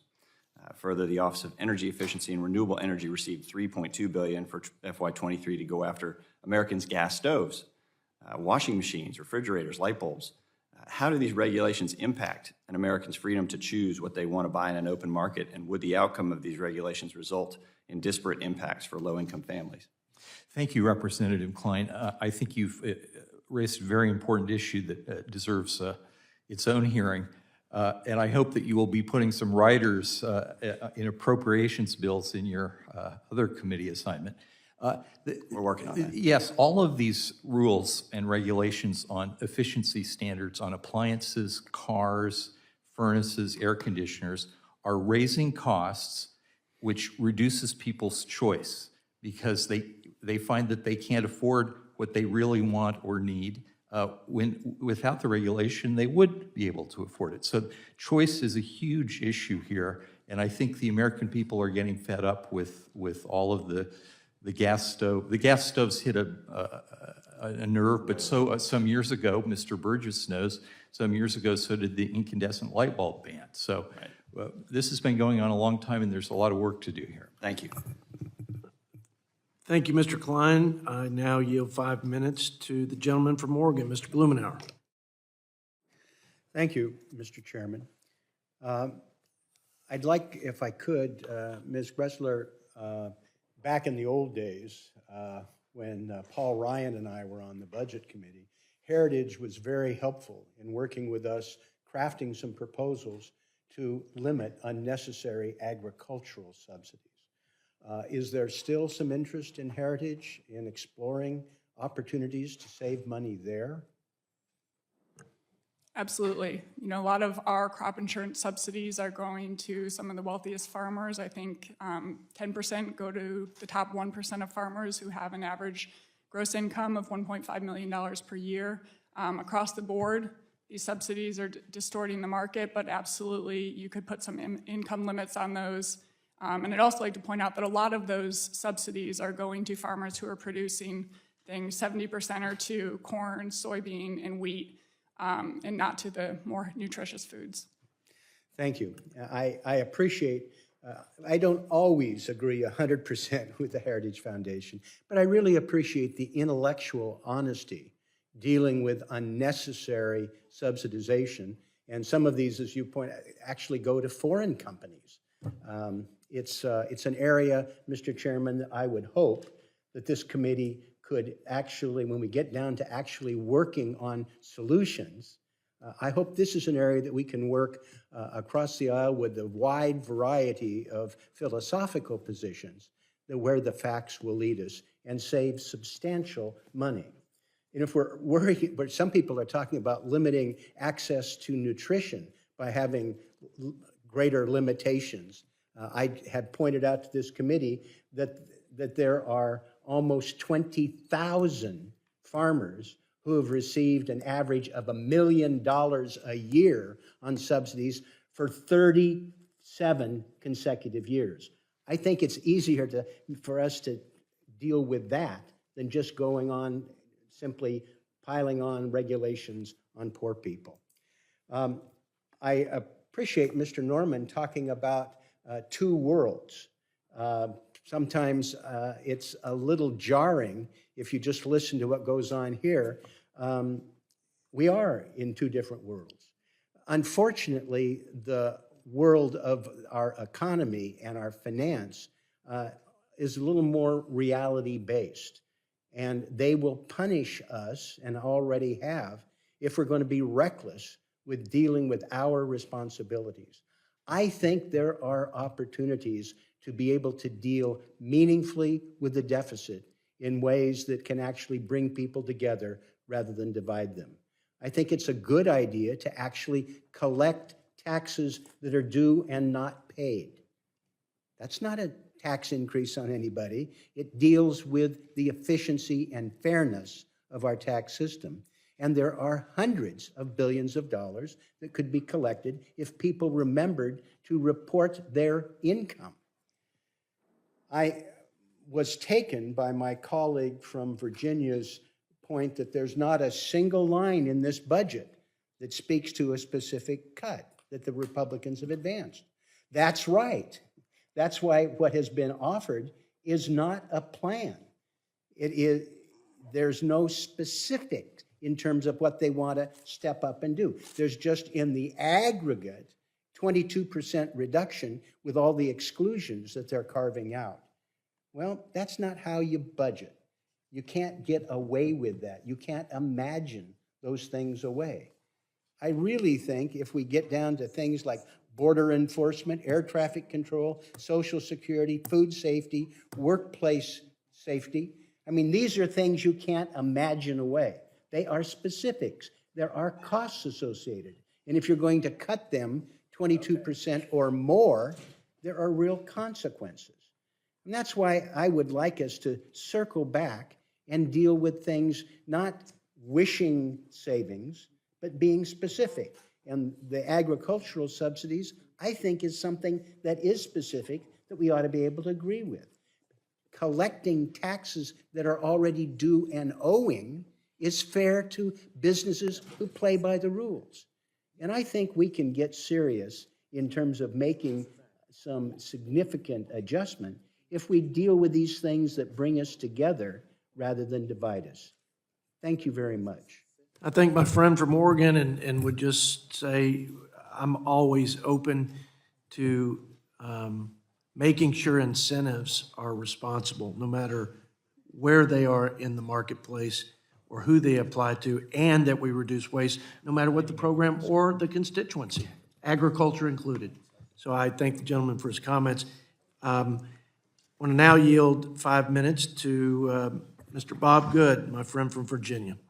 Thank you, Mr. Chairman, and thank you to all of your witnesses and for your testimony, both written and expressed today. I do want to just start with Ms. Augustin, and I appreciate all the fine work done by CRA, and I appreciate your testimony regarding the current federal spending that is not simply unnecessary, unjustified, unconstitutional, or wasteful borrowing from our kids and grandkids, but it is actually, you made a very compelling case about so much of it that is literally harmful and intended to transform America into a Marxist globalist state, envisioned by the radical left that frankly hates the founders, hates the Constitution, and hates the basic ideals and values that are central to our country. The Limit, Save, Grow Act, or what I like to actually call Shrink Washington, Grow America, will take a meaningful, broad-based fiscal approach to top-line spending cuts, as you know, and some caps, and then some significant target eliminations of pet projects like climate, IRS expansion, COVID spending, and student loans. But I'd like just a few additional thoughts from you on how we would take a razor-sharp scalpel approach to the most egregious and harmful spending via the appropriations process this fall, or really as we work on it now to vote on it in the fall. Thank you, Congressman Good, and I think you're exactly right. We've done a good job today talking about the financial crisis that is upon us, but there's another equally great crisis facing the American people, and that is the woke and weaponized government that's aimed squarely at them. So insofar as you do deal with the debt limit, you absolutely must maintain the $130 billion in cuts and find that from the woke and weaponized spending. And my advice to you would be look at the Department of Education and HHS, because what is happening to children in this country is the perfect display of what woke and weaponized government is doing to people. And when you send your kid to the public school systems, they have gay porn in the libraries. They have teachers that are asking them are you sure you're a boy or girl today, and changing their pronouns without the parents knowing about it, and then putting them on a path to radical gender affirmation, where you have cross-sex hormones and then eventually genital mutilation. And what that does to a child, and if you listen to the detransitioners, this will give you the perfect insight, is make them a permanent pharmaceutical patient for the rest of their life. There's no way for them to ethically consent to any of this, and this is being done in the schools without the parents' knowledge. This is why you have $3 million to Montessori schools to train 3-year-olds on anti-racism. Why would you need to tell a 3-year-old something about the color of their skin and divide them based oppressor versus oppressed, so that you put them on this path to adopting the woke ideology? And by the time they get to college, they can't even tell you what a woman is. So yeah, look at the Department of Education and HHS. Well said, and you could expound so much more, as you know. And this is all with everyone's tax dollars, irrespective of their beliefs on it. The liberal progressive Bill Maher said when he was a child he wanted to be a pirate. He's glad no one poked out his eye and cut his leg off. And it's unbelievable we let children diagnose themselves and then adults perform this surgery to permanently maim and harm them accordingly. Ms. Gressler, President Biden has tried to say, hey, we're going to default if we don't raise the debt limit. I would just like your thoughts on the veracity of that claim that we would have a default. Isn't it true that it would just force prioritization of payments, and we would only have a default if Treasury chose to have a default? Yes, it's true that Biden and Treasury have the authority to prioritize those debt payments first to prevent a default. Yeah, I led a letter with 10 of my colleagues to Secretary Yellen a couple of months back asking her, when are you going to run out of extraordinary measures? What's your plan to ensure we don't have a default, and how will you prioritize payments? And of course, she would not answer any of those questions because it defeats the narrative. But isn't Biden really afraid of defaulting on his radical agenda and his priorities of climate extremism, the Green Raw Deal, perpetuating COVID spending, expanding and empowering the IRS, promoting, again, the things that Ms. Augustin has spoken to so eloquently this morning? Yes, I think that it just points out that you would have to make those difficult choices. And when you look at things like one of the president's own actions that added $5.4 billion in additional cost to taxpayers for taxpayer-financed select private union pension plans, which, by the way, sent $36 billion to one single union pension plan on January 12th, 5 days before the U.S. hit the debt limit. And so you can see the types of things that might have to be at least delayed. Well, thank you. My time is out, but I will tell Ms. Augustin, we've got 500 targeted cuts that my colleagues and I have sponsored already to deal with the appropriations process. And the Dems, Ms. Gressler, will not, they will end up signing and agreeing to limit, save, grow because it would force $100 billion a month in cuts rather than the $131 billion over the course of a year. And I yield back, Mr. Chairman. Thank you, Mr. Good. The gentlelady from California, Ms. Lee, is now recognized. Thank you, Mr. Chairman. Welcome to the panel. First of all, let me just say to my colleagues, you all have a warped definition of woke. Merriam-Webster's dictionary defines woke as aware of and actively attentive to important societal facts and issues, especially issues of racial and social justice. In other words, it's basic decency. It means treating all Americans fairly, regardless of their skin color, background, religion, or gender identity. And I should know, because they actually quoted me in that definition of woke from a speech that I gave. And I said, but we will succeed if we reject the growing pressure to retreat into cynicism and hopelessness. We have a moral obligation to yes, stay woke, take a stand, and be active, challenging injustices and racism in our communities and fighting hatred and discrimination wherever it rises. So as an African American, your testimony, Ms. Augustine, scares me to death, because you said, based on your definition of woke, that we won't have a country left. We won't have a country left. If in fact, we want a country that ensures equality for all. That's outrageous. That's what America stands for. Mr. Gupta, let me just ask you about the value of the federal government and the American taxpayer investing in diversity, equity, inclusion, and accessibility, and how these investments lead to equal opportunity for everyone in this democracy where every American should have a shot to the American dream, where you know, and all of you know, that marginalized people in this country, people of color, poor people, don't have that path to the American dream. Thank you, Representative Lee, for the question and your contributions to this discussion. And I appreciate you bringing up what I think should be a shared principle. Let's go back to the Declaration of Independence. At the time, they meant it in an exclusive way, but they wrote all men are created equal. If you believe that today, and you see that based on group identity and other lived experiences, these extraordinary disparities, for example, that a median white household has 8 or 9 times the wealth of a typical black household in this country. And if you believe that our systems are fair, then how could we see those outcomes, right? Does anyone here believe that merit varies by race, that ability varies by race? I don't think anyone here believes that. So what we know is, sometimes unintentionally, but sometimes very knowingly, we do have a lot of disparities by race. And educating people like my 6-year-old and my 10-year-old about this history, about just basic facts, actually helps bring them together. It actually helps them understand each other. It helps build a multiracial, vibrant democracy that will allow us to compete with other countries rising throughout the world, that will allow us to have the strength of everyone's talent and potential.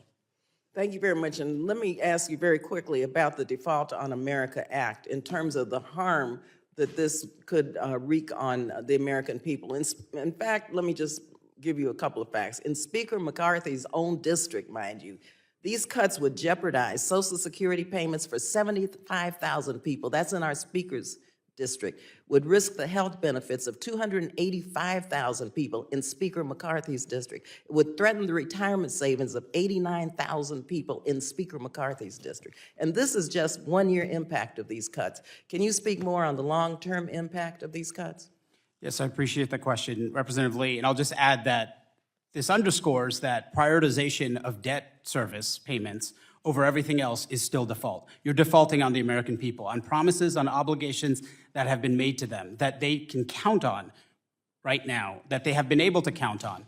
So the consequences could be tremendous. In the long run, undermining our credit rating and the ability for the United States government to borrow as freely as it can right now. I just want to remind folks that there is no bank, there is no one telling us that we can't borrow. We're only telling ourselves that. In fact, people are readily willing and able to help us finance our investments because they know that the American economy has been so dynamic, so successful, for so long, will continue to in the future. So this would simply be an own goal that would harm us potentially for decades to come. Thank you. And just for the record, in my own state of California, not specifically Speaker McCarthy's district, which we just went through, which I just went through, the whole state of California, if in fact these budget cuts were enacted, we'd have 2.6 million people at risk of losing Medicaid coverage. We'd eliminate preschool and child care for at least 35,000 children and reduce access to outpatient care at Veterans Affairs medical facilities by approximately 2.3 million visits. So these are impacts on people's daily lives. These aren't just statistics. These are real everyday challenges that people are going to will have if in fact these cuts are enacted. So what are they going to do? How do you see their lives? Gentlelady's time has expired. Okay, well, thank you, and I'll submit the question for the record. Thank and you. Get a response. Thank you very much. I'll next yield myself 5 minutes. Thanks to each of the witnesses for being here and giving us your insights and your valuable time. We're grateful for that. I've heard from my colleagues on the other side of the aisle, and they talk about the resilience of the American economy, and we're doing better than Europe. We're doing better than other areas. And I think the foundation of that is based in the fact that with the Tax Cuts and Jobs Act, we created a vibrant economy where it made America the most advantageous place in the world to invest, to manufacture, and to sell around the world. And the things that have made this economy very, very resilient, and even to the point that they've been able to withstand the massive amount of public spending, is the fact that we have made American business and Americans competitive, and we've made them more competitive than other places in the world. And so I just want to say that, yes, I agree the American economy is resilient. And I do think that it's a direct result of the Tax Cuts and Jobs Act that have allowed Americans to invest in their people, American business to invest in their people, and to invest in their systems, and to become more efficient so we can win around the world. Now, with that backdrop, we are seeing some things happen that are eroding even the greatness of the American economy right now. You know, when I look at, and Mr. Dutta-Gupta, I hope with my Southern accent, I hope I said that correctly. You said that corporate America should pay its fair share, correct? And yet with the Inflation Reduction Act and the infrastructure bill, we see green energy tax credits that now we're going to go to the level of about $1.2 trillion, and about 90% of those are going to go to the very corporations that you want to pay you want to pay their fair share of the taxes. So you're going to then, and what my colleagues on the other side of the aisle have done is given a massive tax break to the wealthiest corporations to advance their own agenda. Mr. Ebell, does that sound right? Am I off base with that? There are many ironies involved in the position of the taxers and spenders. You have revealed one. In fact, a huge amount of the federal budget is devoted to giving handouts to corporate special interests and rewarding the people who have the right agenda. This is a real drag on the American economy, and it depresses ultimately investment by private individuals in businesses that could actually create jobs and create wealth. So yes, you're absolutely right. Thank you. Thank you, Mr. Ebell.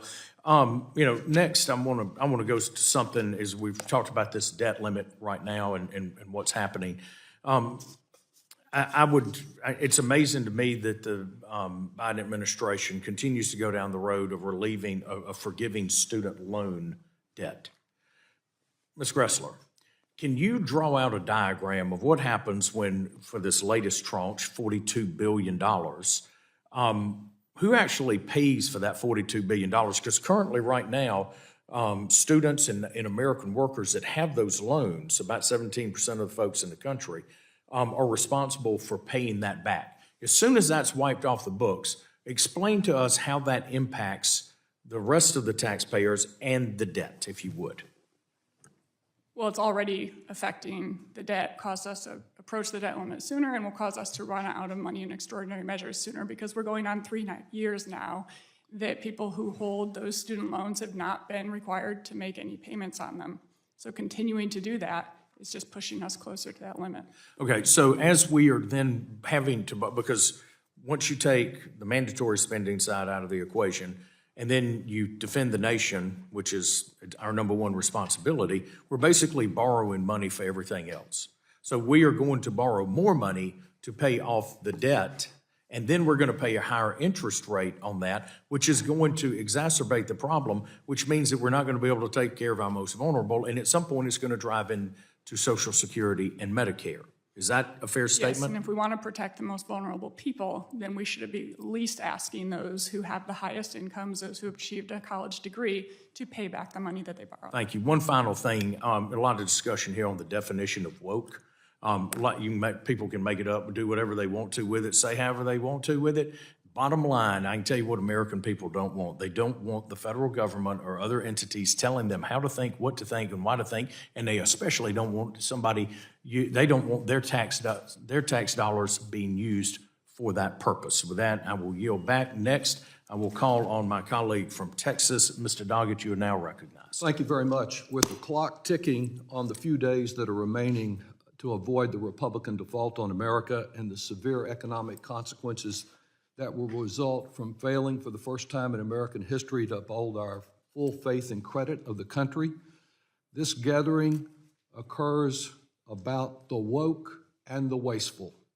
Well, I think the real waste here is the waste of time in the Republican willingness to follow the call of President Trump just last night to drive our economy off the cliff. Instead of their much ballyhooed promised budget, they offer us today talk about woke policies. They don't really know what woke means, but it sounds a little bit black, and it appeals to the white nationalists who are so important in their base as they send a message, a signal that they don't want to do anything about historic injustices to people of color. Well, before it's too late, we need Republicans to wake up to the reality, to be aware, to get woke about the true dangers of default, to overcome their fear of providing this committee a budget that outlines the specific cuts that they're demanding to educational opportunity, to environmental law enforcement, to dealing with contaminated food and contaminated air and water, to secure our border, and to counter the growing influence of China. The Republican failure to present the budget that they had promised is not an accident. It's a vital strategy. As one of our colleagues just said this morning, there's not a single line in their bill that cuts veterans' health care. It's just that the effect of their bill is to cut that very health care by about 22% or greater, and it is deliberately hidden. They recognize that if they expose specific cuts like that, they will be rejected by the American people. So without a budget, both Representative Arrington, our chairman, and Speaker McCarthy can engage in a rhetorical sleight of hand, implying that they will not be making these devastating cuts. All they're going to do is return the spending to the level of last October. Well, it is a sleight of hand because we recognize that fiscal year 22 spending levels were set back in 2021, and we're now talking about 2024 spending 3 years later. And there's been a little inflation since then. They don't want to apply that policy to national security because they recognize it would not provide the level of security our country needs. But they are so eager to apply it to healthcare security and educational security that are so very important to our country.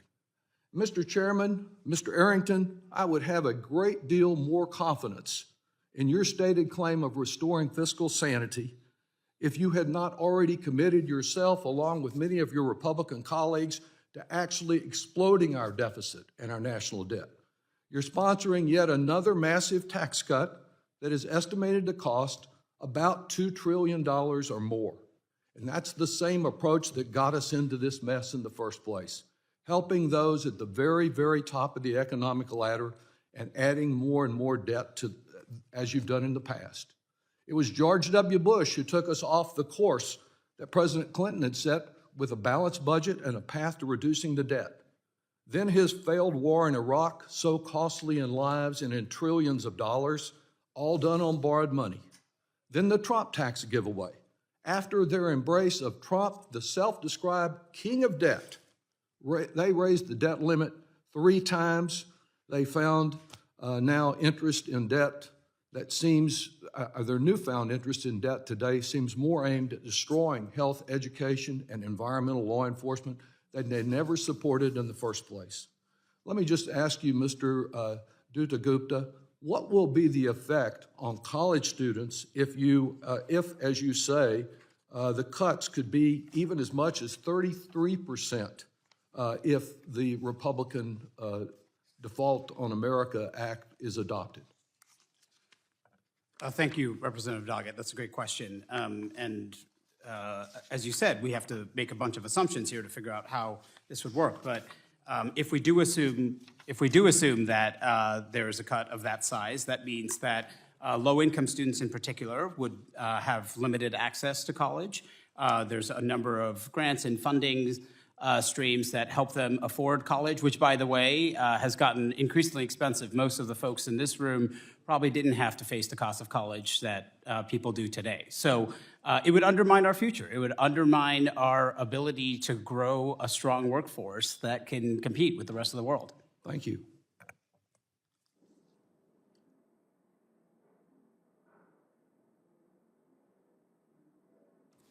I'm 10 seconds away from seizing power, so.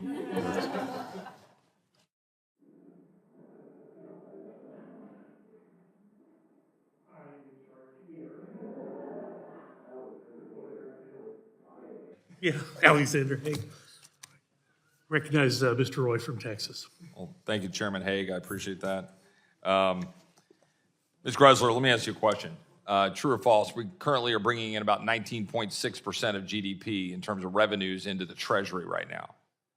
Correct. So this idea that somehow that the tax problem is the problem is completely absurd, correct? Yes, historical levels of revenue are actually lower, 2 percentage points lower than we're bringing in now. And right now we are at levels that are basically have only been matched 2 other times in history, World War II and in 2000 right after the dot-com explosion, correct? Correct. In other words, it is a complete lie to say that tax policy is causing the problem that we have with respect to deficit spending right now. Rather, it is a spending problem. True? Correct. Taxes are significantly higher. It's the problem that spending is about 5 percentage points higher than GDP than typical, 25% versus a little over 20%. Correct. And the reason we're having the hearing we're having today is because we have an explosion of the federal bureaucracy, a bureaucracy that is at odds with the well-being of the American people by empowering bureaucrats to go after them. For example, putting a man in prison for building ponds on his ranch in a state in West Texas. Is that not, in the Western United States. Is that not right, Ms. Ignostin? Yes, I think the problem is when the size of government gets bigger and we're talking about American exceptionalism, that has been because typically America's taken less from individuals and businesses. Right. And Ms. Ignostin, is that correct about what's happened to this man who went to jail because of what happened out there with the EPA? I'm not familiar with that. Right. Sorry. Yes, that's correct, Mr. Rory. Right. Okay. And so we've got the Secretary Yellen calling president's budget a fiscally responsible proposal and said Republicans want to focus on cutting spending. Yes, guilty. We'd like to cut spending. Year one, our bill would cut the deficit in year one by over $1 trillion, yet President Biden's budget would increase spending next year by $500 billion to $6.8 trillion and increase the deficit by $300 billion. 10 years, our bill would cut the deficit by $4.8 trillion. The president's budget reduces the deficit by hiking taxes by $4.7 trillion, causing out-year decreases in spending through taxes. Yellen says our spending reforms are draconian. We are simply cutting top-line discretionary spending to 2022 levels. And if we do that, we can keep our non-defense discretionary at the same level as that MAGA extremist Barack Obama proposed for FY24 in his final budget. Literally the same as that MAGA extremist Barack Obama. You know, that draconian pre-COVID bureaucracy, that pillar of efficiency and effectiveness of bureaucracy before COVID. If we return the spending to that somehow is going to leave the American people without the ability to function. Completely and patently absurd. Leveling charges of cuts against VA is a page out of the Democratic playbook we've all seen far too well, where they want to scare the American people, say that somehow these great experts in Washington, if they don't come to their defense, that they are going to starve on the streets. But the fact of the matter is, the American people prosper best when the federal government's woke bureaucracy, weaponized bureaucracy, wasteful bureaucracy gets the hell out of the way of the American people. What I would say is that the most egregious problem with my colleagues on the other side of the aisle is that they say that our plan will hurt the poor and minorities. But is it not true that we repeal Biden's $80 billion IRS expansion, the IRS which the New York Times reported? I would ask Mr. Duda Gupta, do you not agree that the New York Times reported that black taxpayers are at least 3 times as likely to be audited by the Internal Revenue Service as other taxpayers? Do you know that the New York Times reported that, yes or no? Yeah, absolutely. And more IRS resources would let them redirect their focus to the bigger tax gap from S corporations and partnerships. Reclaiming my time, that CBS IRS audits the poor at 5 times the rate of everyone else, as the analysis finds. The fact of the matter is, it's absurd, the attacks on our responsible effort that the president is ignoring. The rich, Biden claims that we want to cut spending so we can, quote, cut taxes for the rich. But is it not true, Mr. Abel, that 78% of the electric vehicle tax credits that claimed by the filers making $100,000 or more per year, and we repeal that, a tax for the rich, true? Yes, Representative Roy. The problem with the subsidies is that they go to people who already own 2 or 3 vehicles, and they want another one because it's fashion. And that 90% of the green energy tax subsidies, which we repeal, go to corporations that make over $1 billion per year, not to mention Chinese companies. True? I believe that's true, yes. Right. This is the truth. The American people know it. Our Democratic colleagues passed the biggest giveaway to the rich that we've seen in years last August in the so-called Inflation Reduction Act. They are the party for wealthy corporations and elites. We are the party for hardworking Americans. We're trying to get the government out of the way to improve their lives, and that's what we're going to do despite Biden's resistance. Gentleman from California, Mr. Panetta, for 5 minutes. Great. Thank you, Mr. Chairman. I admit a part of this hearing I appreciate because it is on an issue that is important to me, and that's obviously improving the functioning of our government bureaucracy. I think all of us, I don't care what side of the aisle that you're on, all of us want to make the federal government work for our constituents. Now, I think we can also all admit that there are numerous examples where our bureaucracy is wasteful and duplicative, and yes, can be better streamlined. For example, I was pleased that this administration put out a permitting reform objective to get infrastructure and energy projects built faster and give taxpayers more bang for their buck, and believe we must work together on this front. Now, we have to have serious conversations. Of course, we can be serious about spending, and yes, we need to be serious about revenues as well. And we can start by marking up a budget resolution in this committee. I was critical of my own party's failure to do this, and I won't let this majority off the hook either. Now, I hope we can get some real discussion about how to improve our bureaucracy, and of course, like I said, make the federal government work for our constituents. Now, there are areas in which we can reduce waste. The Government Accountability Office releases a report annually highlighting opportunities to reduce fragmentation, overlap, and duplication in federal programs, as well as chances to save money and increase revenue. The GAO has found that tens of billions of dollars can be saved if we took actions to reduce fragmentation and duplication. To the government's credit, agencies have taken GAO's recommendations to save additional funding. Now, many of the GAO's recommendations include investments in programs to improve the administration, service, and track overpayments, but note that in some of these cases, spending money actually reduces cost. Mr. Duda Gupta, are there areas where a little more investment can make a program work better and more efficiently? Absolutely, Representative Panetta, and in fact, one of the things that's missed by the focus on improper payments is how many people who could benefit from a program also don't access them. So we can do a lot better. And I'll just note that there is a lot of government spending that absolutely has a return on investment for American taxpayers.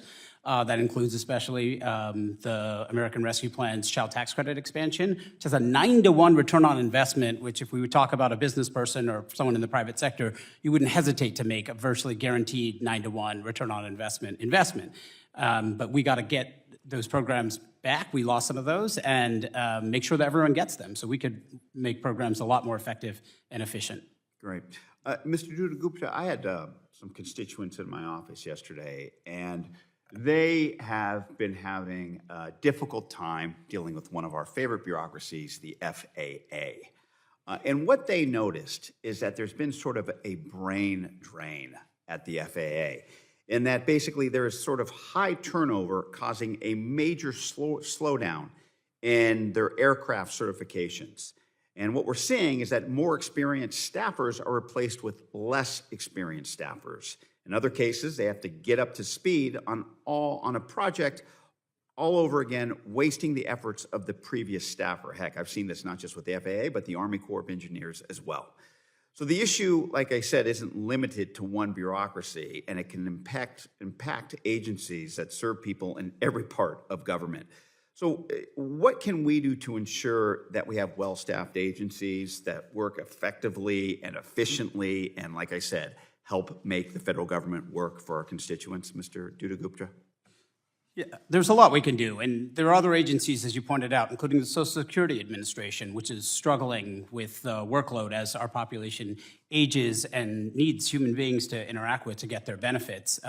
But one of the things we should do is not arbitrarily and preemptively limit sort of across the board our non-defense discretionary spending. But we can do a lot more to make government work more attractive. And remember, if there is a default here, government employees will also suffer with wages not paid.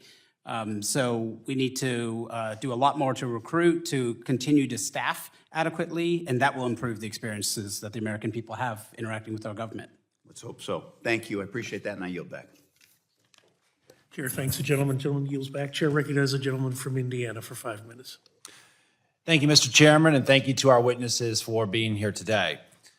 Our job in the federal government is to protect taxpayer dollars and ensure that they are used responsibly and effectively.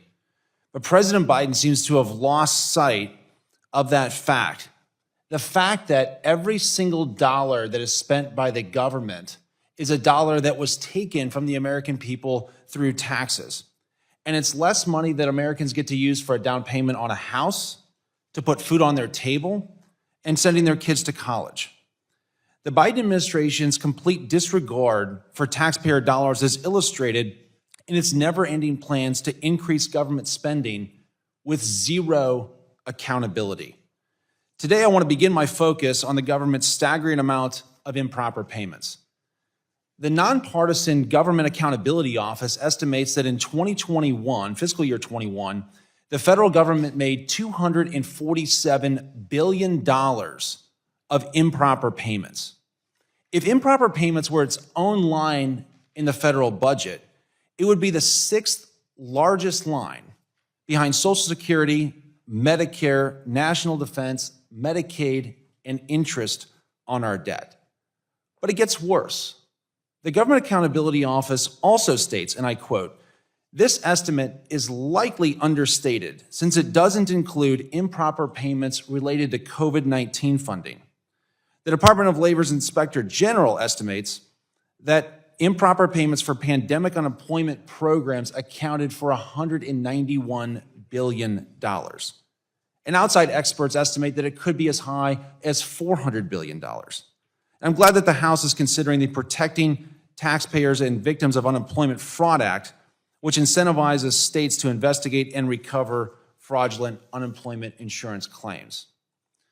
My first question for Mrs. Gressler, regarding the reported amount found that 1 in 5 Medicaid payments were improper.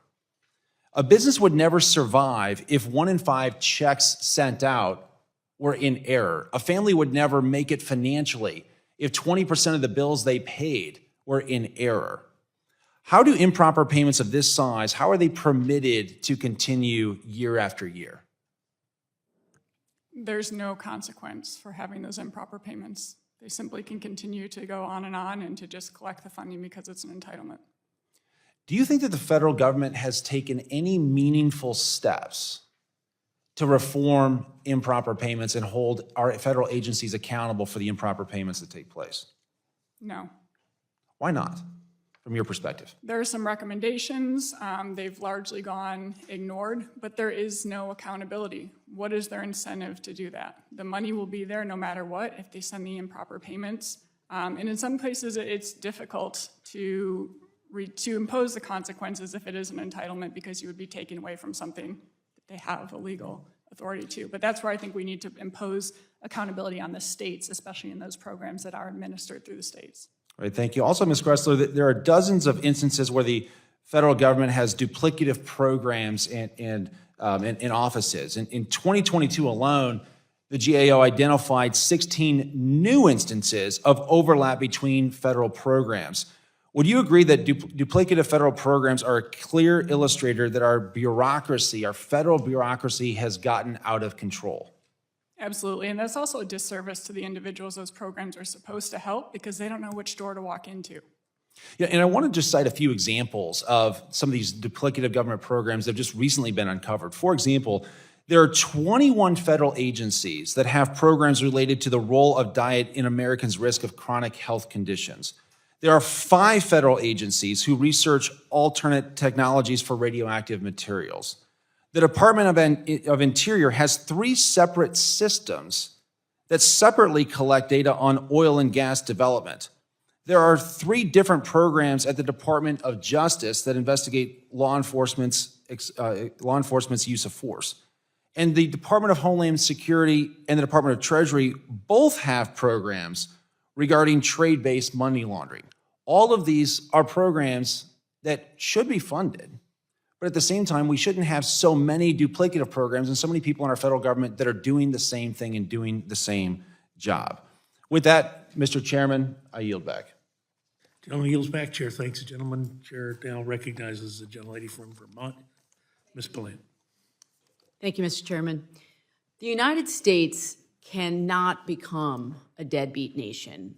We've never failed to pay our bills, and to do so now would have dire consequences on American families, including the ones living in my district in Vermont. As my colleagues have noted, we never had a hearing or a markup on HR 2811. We never got a budget. All we've got is this vague plan that was passed, and we have to try to make sense of that. So let's take a look at that. The Republican bill would potentially cut funding to low-income students at a time when we're talking about allowing people to get ahead. As a former teacher, I can tell you that cutting $4 billion for schools that serve 26 million low-income kids is going to lead to a cascade of negative impacts for those millions of kids and their families. The Republican bill would slash mental health supports for students. And at a time when we can all agree that we have a mental health crisis in this country, we should be investing more in this area and not making cuts. The Republican bill would also make college more expensive. A 22% budget cut would likely eliminate Pell Grants altogether. And it would reduce the maximum award by nearly $1,000 for the remaining recipients. So we should be making college, again, more affordable, not less affordable for regular families. And the list goes on in this vague plan that nobody will allow us to, put our finger on exactly what's going on in here. They left it intentionally vague. As a former teacher and as a parent, this is very alarming to me. Mr. Duda Gupta, can you highlight for us what the impact of the Republican cuts would be on America's public schools? Thank you, Representative Fallon. And I'll just start by noting, as you did, that we have a serious youth mental health crisis in this country. Nearly 1 in 6 youth ages 12 to 17 reported experiencing a major depressive episode in the past year. Among teen girls in 2021, the data show that nearly 1 in 3 seriously considered attempting suicide. And without adequate support for students and teachers, these statistics are only going to get worse. And unfortunately, we see cuts, as you mentioned, also to higher education. including Pell Grants, which are very well targeted, overwhelmingly to folks with lower and moderate incomes. Nearly 97% go to students in households with family incomes at or below $60,000 a year in 2020 and 2021. So that's well below the median income in the United States. And this will also hurt our public institutions, our public 2-year and 4-year colleges and institutions. But I will just sort of finally note that this is really undermining our nation's prosperity, because we know that these are investments. They are investments. Wherever you believe the money comes from, they absolutely do have a return on investment. So I really hope that folks can come together in Congress and understand that this non-defense discretionary category of spending has lots of critical funding. Thank you so much. I am deeply concerned about all of our students. That's why I ran for office. That's why I serve. And again, I will stress about all of our students. I just want to mention something that is deeply troubling to me. A Republican witness earlier noted a few federal programs that support LGBTQ people, including kids. And as a member of that community, it's really disappointing to me that my Republican colleagues seem to delight in attacking the LGBTQ people and their families and blaming us for all things, including now, it turns out, the deficit. So I just want to put this in perspective. Yesterday, I met for an hour with parents of trans kids from across this nation, and they came from all over, from conservative districts and states, just regular families. Parents came to share their experiences of what it's like in this moment. And you know what I heard over and over again? Why are members of our own government scapegoating us and our children? Why have we become the favorite enemy when we just want the same things that all American families want? We want to live safe, fulfilling lives, and we want to support and love and protect our children. It is morally bankrupt and deeply un-American to continue to attack these kids. It's time to do our job and pass a budget that supports and protects all of our kids, all of our constituents. I yield back. Gentlelady's time has expired. Chair recognizes the gentlelady from Michigan, Ms. McLean, for 5 minutes.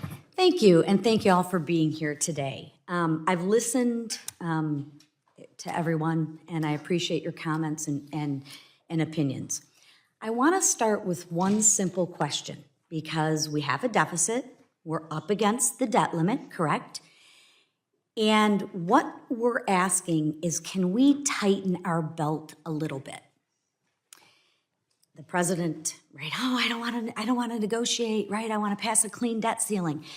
Is there anyone on this panel that thinks the government runs so efficiently that there's not $1 we can save? So everyone's in agreement. Okay. All right. Just for the record, everyone agrees that there's probably a few efficiencies that we could find. So what I find troubling, disheartening, and if it wasn't factual, kind of comical, is what my colleagues on the other side of the aisle want to cut. The fear-mongering is hilarious if it wasn't true. So one of my colleagues, Appropriations Ranking Member Rosa DeLoria, sent a letter to the agencies, right? Asking them what cuts would look like in their department, right? Okay, so let me use my family. Hey, my husband comes home. Hey, Lisa, we're way over maxed out on our credit cards. We have got to make some cuts. What I say is, you know what? Okay, great. I have 4 kids. I'm just not feeding them. Now, I'm still getting my nails done. I'm still going to the gym. And my God, I am not discontinuing my wine subscription. The kids, they cannot eat. I mean, you would never do that. But that's exactly what my colleagues on the other side of the aisle are doing. And let me give you some specific examples. So, the Ag Secretary, Tom Viselak, said we would cut $1.4 billion of cuts to WIC. That's where your priority is? The first thing we're going to cut is WIC, by God. Now, forget about the 1.5 billion in tree planting. Nope, we're going to cut WIC. We're saving those trees. Okay, let me give you another one. Secretary Buttigieg, who's just done a phenomenal job, and I say that with quite sarcasm, says, if this budget that the Republicans pass, here's what we would cut. FAA, $2.6 billion in air traffic controllers. That's the first thing we're gonna cut. Because, you know, anybody who's flown, everything's on time and nothing runs late, right? That's the first thing we're gonna cut. Well, I have another idea. Instead of cutting my food, I would go to maybe, let's say, $1.9 billion that the FAA spends on heat island hotspots. Not sure what that is. Or gaps in tree canopy coverage. So let's put people at risk, but let's make sure we protect regional greenways. Not sure what that is.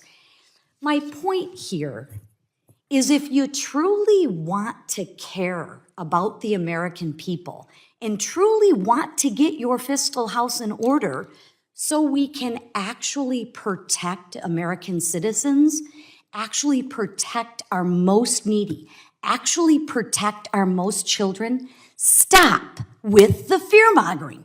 Because the first place we shouldn't go is none of the children are going to eat.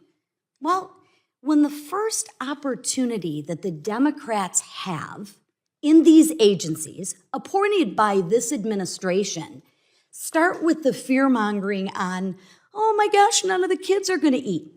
What I would suggest is why don't we let the children eat and maybe plant a few less trees.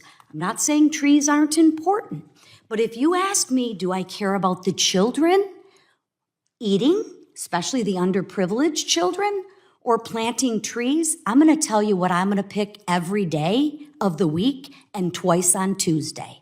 I'm not going to start with the kids. So I'm curious, is that where you all would start? If I could just say real quickly here, I think that the American people want to know if they're going to have $11,500 per household in new debt taken out for 1 year alone. They want to have a responsible plan to know that the next year it might be at least a little less than $11,500. And I think that if we put it to the rating agencies to say, what is going to be the better path forward? Are you going to downgrade or upgrade? That they would pick a plan that is responsible and sets at least modest limits over something that is just clean debt limit increase. Do you think it makes a difference if it's your money or others people's money? Absolutely. Because I find it interesting that these agencies, the first thing they do is attack the most vulnerable. I find that very disheartening. And I don't know why they do it. I really don't, other than fear-mongering. And if we want to get back to some serious talk and budget negotiations so we can provide for the next generation, we have to have some honest talks. And that's where I think we're at. You can't say, oh my gosh, we're gonna cut veterans' benefits by 22%. Where in the plan does it say that? I can't point to one line. Not one line. Yet that's the first place we should go. Maybe. The gentlelady should conclude. Thank you, sir. Gentlelady's time has expired. Chair now recognizes the gentleman from Virginia, Mr. Scott. Thank you, Mr. Chairman. A couple of comments about some things that have been said. First of all, the Trump tax cut led to economic development. First of all, the Trump tax cut led to a disaster at the end of the Trump administration.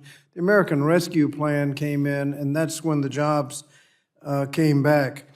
And I get tired of being lectured by Republicans on the budget deficit. This chart shows that every presidential administration Democratic administration since Kennedy left for their Republican successors a better deficit situation than they inherited, and every Republican presidential administration since Nixon left for their Democrats a worse deficit situation than they inherited, all without exception. Trump was on the way to doing that before the pandemic, and President Biden has already improved the budget since then.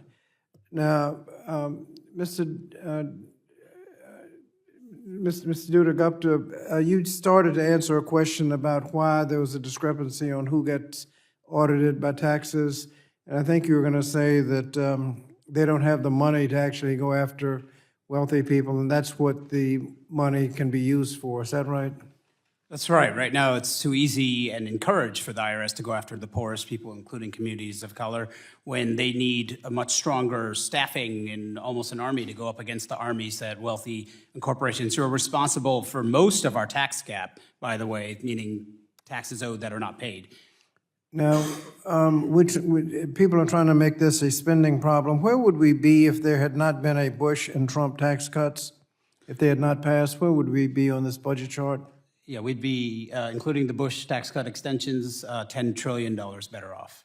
$10 trillion better off. Would be back to the Clinton days where we'd be almost in surplus. Is that right? Yeah. But for the tax cuts. Now, you mentioned on this thread on the debt ceiling that the interest rates might go up. What does that mean to mortgages?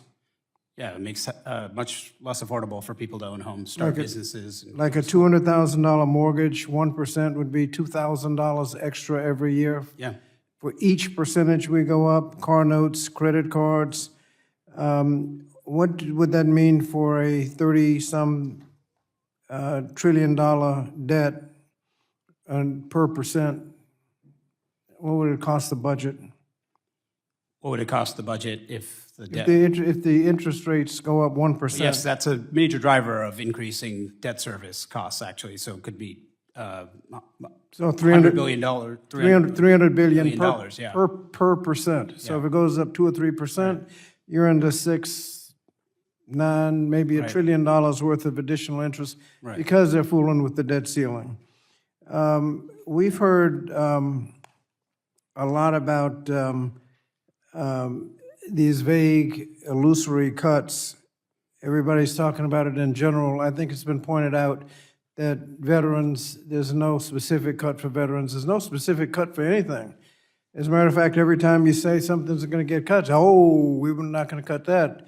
Do you cut the budget in general, or do you actually have to cut something? And we haven't heard any specific target of any meaningful, I mean, the 1% increase in interest will take place because of the debt ceiling fiasco, could be $300 billion. We've heard a couple of $100 million here and $1 billion here. They're not even going to be able to cover the debt service that they cause unless they start getting specific and talk about a budget. Is that right?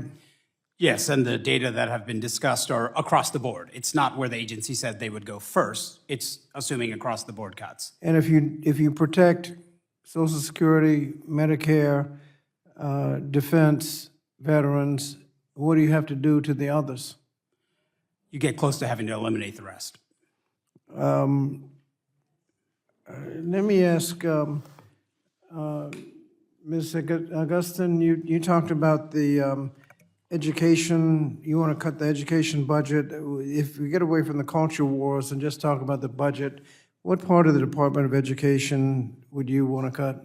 I would cut all of the training programs that are teaching teachers to radicalize kids, the social emotional learning, cultural How much are you responsive. How much are you talking about? 30% at least. 30% of the training, or 30% of the Department of Education? Get rid of the SEED program, get rid of the. How much money are you talking about? $60 million for SEED. 60 million? For that We're one talking about, program. and we're talking, trying to get hundreds of billions? I'm not saying that's the only thing. I told you that every single training program, do you know how many training programs are at the Department of Education for training teachers? We only spend a few $1 billion in training generally. Okay, so all of that Everything. training is now being done through the lens of woke So ideology. how much and you should not money spend would that you money cut from, how anymore. much money would you cut from the Department of I Education? told you 30% How much money are you talking, 30% of what? of their budget. Of the whole budget? Well, the congressman earlier said that the whole entire government is 40% bigger now than it was before COVID. Well, I'm trying to get a straight So answer. How much money are The straight you answer is talking I'm about? saying you should trim the Department of Education's budget by 30%. I think Cut it 30% back has to be the final to answer. Gentleman's time has 2019%. expired. You can submit further questioning in writing. Well, I just want to point out that the total Department of Education is a couple of $100 billion, and she's talking about 1% of a little bit. Again, We're trying to gentleman's- balance, and we're trying to balance. Gentleman's the time budget. has expired, and the problem is, it's now my time, so you're encroaching upon me, and that I can't allow that. And I appreciate that observation of the 30%. I mean, and as Ms. Grenzler pointed out earlier, on the Medicaid dollars that are just being spent, crank continues to turn, the dollars continue to go out the door at an interest rate that is now higher than what it was 2.5 years ago. Mr. Gupta, the interest rate, and Mr. Scott was asking about the interest rate. The interest rate has what over the last 2.5 years? Due to the Federal Reserve actions, has risen significantly. Yes, and the Federal Reserve action was in response to what, Mr. Abel? Inflation. Well, and as a result of federal spending. Spending, oh, yes. Which is what we're here talking about today. Look, and I know this ground has all been covered extensively. I did want to ask Ms. Grenzler, we're right at the end of the public health emergency, thank God. It's going to end midnight tonight. A figure that I'm hearing is that 18 million people will lose Medicaid tomorrow morning. Is that accurate? I haven't seen that, and I don't know any reason why they would lose their coverage. Yeah, and that's just it. These numbers get inflated and socialized, they're repeated until they're just now derived as fact when, as you've pointed out on several occasions this morning, that purported cuts to veterans, for example, purported cuts to other healthcare programs, in fact, are not what has been included in the Limit, Save, and Grow Act. Is that correct? Correct. There are no specific cuts to these, but if you do want to drill down to getting at protecting veterans, you can absolutely protect veterans, and you don't have to have any cuts, and you can actually still save money because 11% of all the payments that are coming out of the VA are improper payments. One of their programs has an 80% improper payment rate. You're paying 5 times as much for long-term care services as veterans as you need to be. So you can save money and still provide quality care. And every dollar that's not well spent in the program deprives some other veteran of a service that they may need or increases their time on a waiting list. Is that not correct? Correct. Mr. Abel, let me ask you a question. Title 42 is in all the news. There's a different Title 42. In the HHS had developed a different payment rate for some of their scientists. The Special Pay Authority, originally given by Congress to the Department of Health and Human Services, but EPA also used to be a part of the Department of Health and Human Services, so they've sort of continued that special pay authority that they have under the Public Health Service Act. Are you aware of this special pay authority that the EPA possesses? Representative Burgess, I am vaguely aware of it, but I don't think I can offer any expert advice on it. But suffice it to say, it was a special pay authority that was thought to be necessary to attract scientists to HHS when EPA was split off as a separate agency. You don't need special pay authority for, say, a beginning chemist in a lab at the EPA.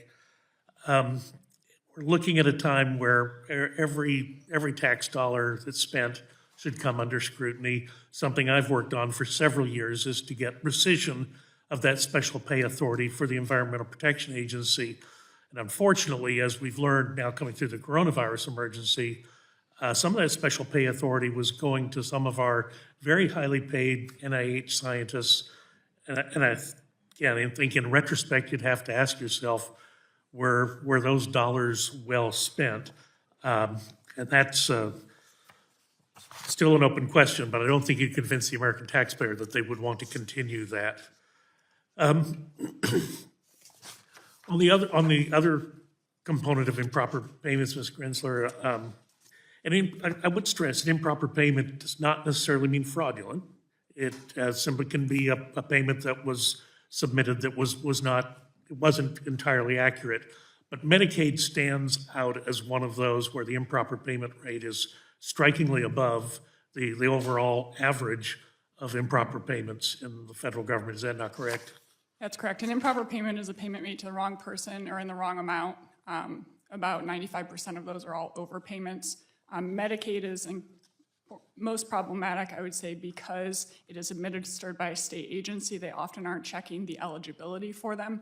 And also, it's just an incredibly complicated program, and the healthcare market is distorted by it being largely funded through the government. So there's a whole host of things feeding into that improper payment rate. Thank you very much. My time has expired. I'm supposed to recognize any Democrat. Oh, I do see. Recognize Ms. Jackson Lee from Texas for 5 minutes. Turn on, so. Let me lay the groundwork, Mr. Gupta, for what I'd like to ask questions for. Moody Analytics estimates that the default on America and a default would result in more than 7 million jobs lost, an unemployment rate over 8%, and a wipeout of $10 trillion in household wealth. Mortgage rates and consumer borrowing rates would increase, and the status of the dollar as a reserve currency of the world would be at risk. I want Houston, Texas to be aware of that. I want Texas to be aware of that. In addition, if we had a default, after talking about Democrats and their support of law enforcement, these Republicans will in fact cut the Department of Justice over $8 billion and threaten 30,000 law enforcement. That's a threat to public safety, which I'd like to put on the record. And we know that the Default on America bill has a threat. It has a trigger. It says that we'll give you a dime, $1.5 trillion in debt, raising the debt, and then we got to come back again for whenever we meet that, or it gets, or maybe March. So we're just playing daggers with the working families of America, just daggers. We're just shooting them in the foot and many people in the heart.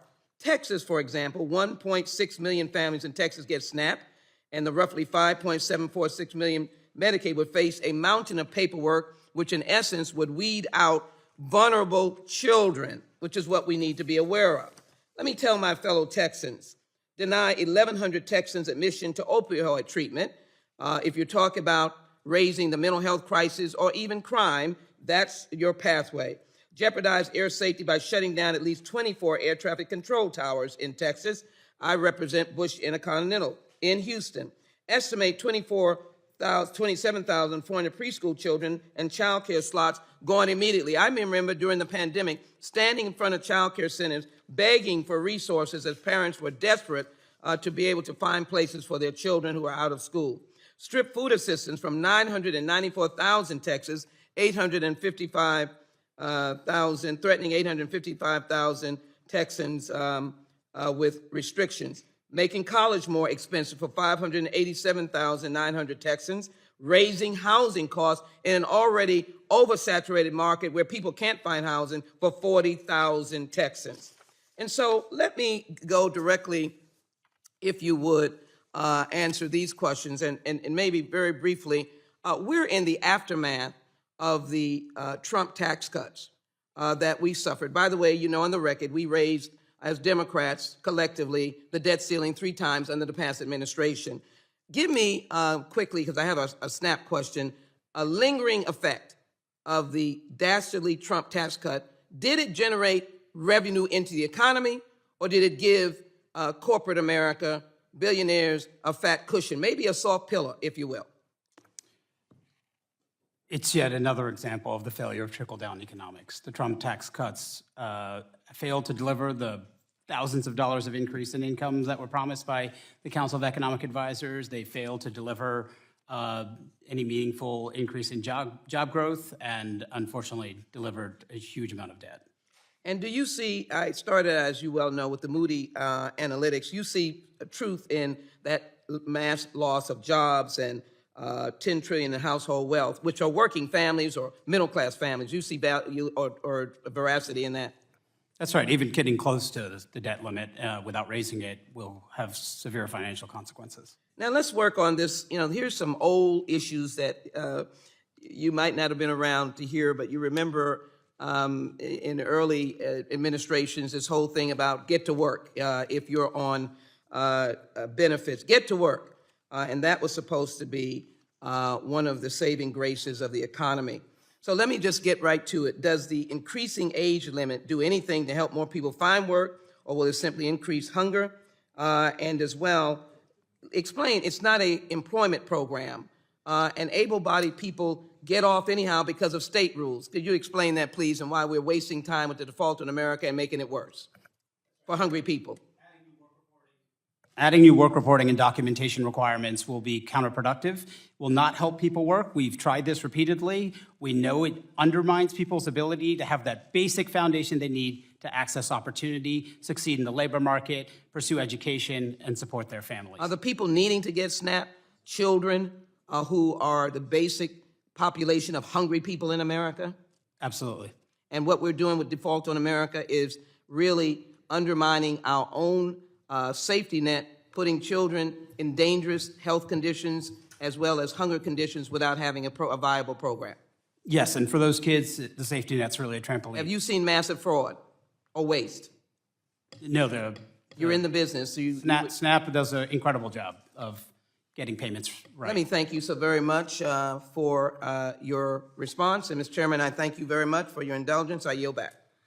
I'm always better at indulging my colleagues when they're from Texas. Mr. Chairman. I have a really bad record about that. Well, thank you for your comments. I thank you. And now I will yield 5 minutes to my friend from North Carolina, Mr. Chuck Edwards. Thank you, Mr. Chairman. Mr. Dutta-Gupta, do you believe that folks making more than $400,000 a year ought to be paying more taxes than they are today? Yes. Do you believe that folks making less than $400,000 should be paying more taxes than they're paying today?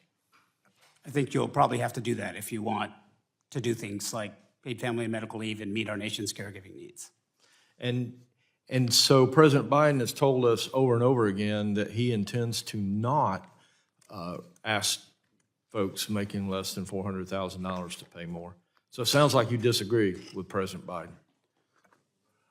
While the president's budget may well stabilize debt as a share of GDP over the long run, I think to meet some of our nation's crucial needs, including climate policy, some people between $250K and $400,000, who others here on your side have already described as wealthy, should be able to contribute more. And so I hear that you do disagree with what the president has been telling us about his tax policy. I would not draw the line at $400,000. I find it interesting. I'm going back to your testimony that you made comments regarding folks needing to work for let's just call it SNAP benefits. You said for people who can't prove that they are working or exempt, it would create a particular hardship. And you go on to say that many people might even lose benefits, even though they are working or should qualify, but then they fail to keep up with paperwork requirements. Are you familiar with what those paperwork requirements are? Yes, and in Arkansas, when they tried this for Medicaid, it bumped off so many people who actually were complying that Arkansas itself is now acknowledging that they failed. And so how often would someone have to complete paperwork to qualify for these benefits? That can vary. Monthly? It can be to document work. The benefits are established monthly, are they not? Many benefits are established monthly, yeah. And Some you can get a tranche. And of. so the answer to my question is monthly. Do you realize that folks that are working and raising their families and paying to feed their families today have to be involved in some activity? Plumbers are underneath houses working on fixtures and piping. Bricklayers are out all day. They're working with their hands, often in the sunshine. Welders have to do something all day to provide for their families.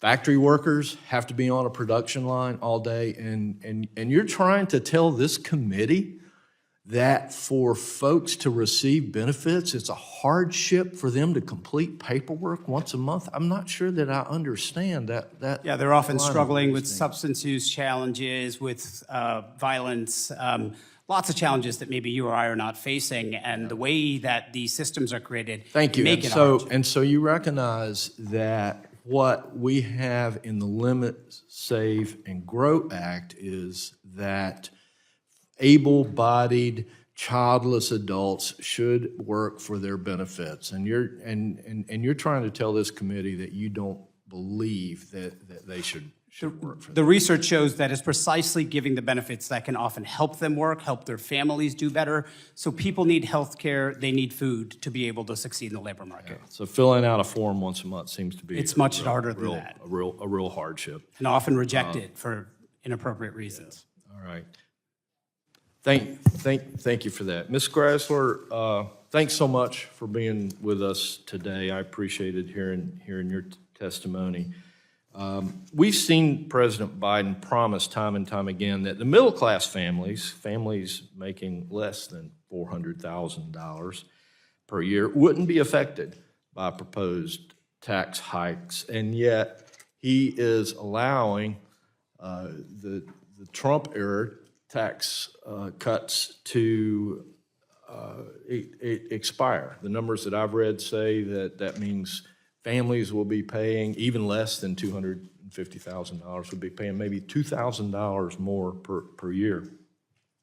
And I don't believe that this boils down to pure tax policy for this administration. It's the latest trend in policies with an ideological bend. In your view, does the Biden administration's $400,000 number send a message to Americans that at the end of the day, it doesn't pay to succeed? I think it does, but more importantly, that $400,000 figure is not possible if you want to fund everything that the Biden administration wants to. And we've had statistics done at the Heritage Foundation that show you could confiscate every single dollar of somebody earning over $200,000, and you would still not pay for half of the left's agenda. Thank you, Mr. Chair. I see my time has expired, so I yield. I thank the gentleman from North Carolina, and now we'll yield 5 minutes to Ms. Espaillat from New York. Thank you, Mr. Chairman. Mr., I apologize. Yes. I don't want to be the subject of one of their testimonies.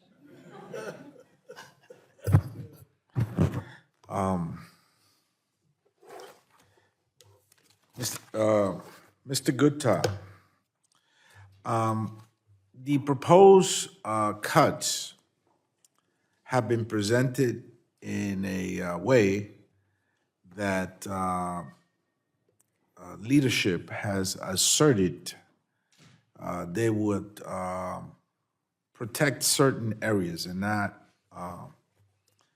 cut those particular areas, including Social Security. They asserted that they will not touch Social Security. On many occasions, they've said that. Defense,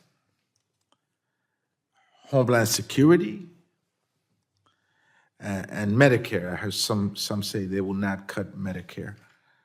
If that occurs, of course, this will impact the level of cuts in other areas because you will have to sort of like make up the funding somewhere.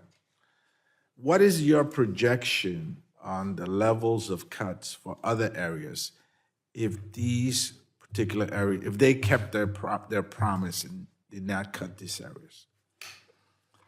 So a lot depends. It's intentionally vague, and that means we have to assume a few things. But if we assume veterans' medical care, which on the non-defense side is sort of the largest single item for appropriations, is protected, and we assume growth, that we meet the needs of veterans, we see the similar growth that we've had in defense in recent years, you may have to eliminate virtually all that's left.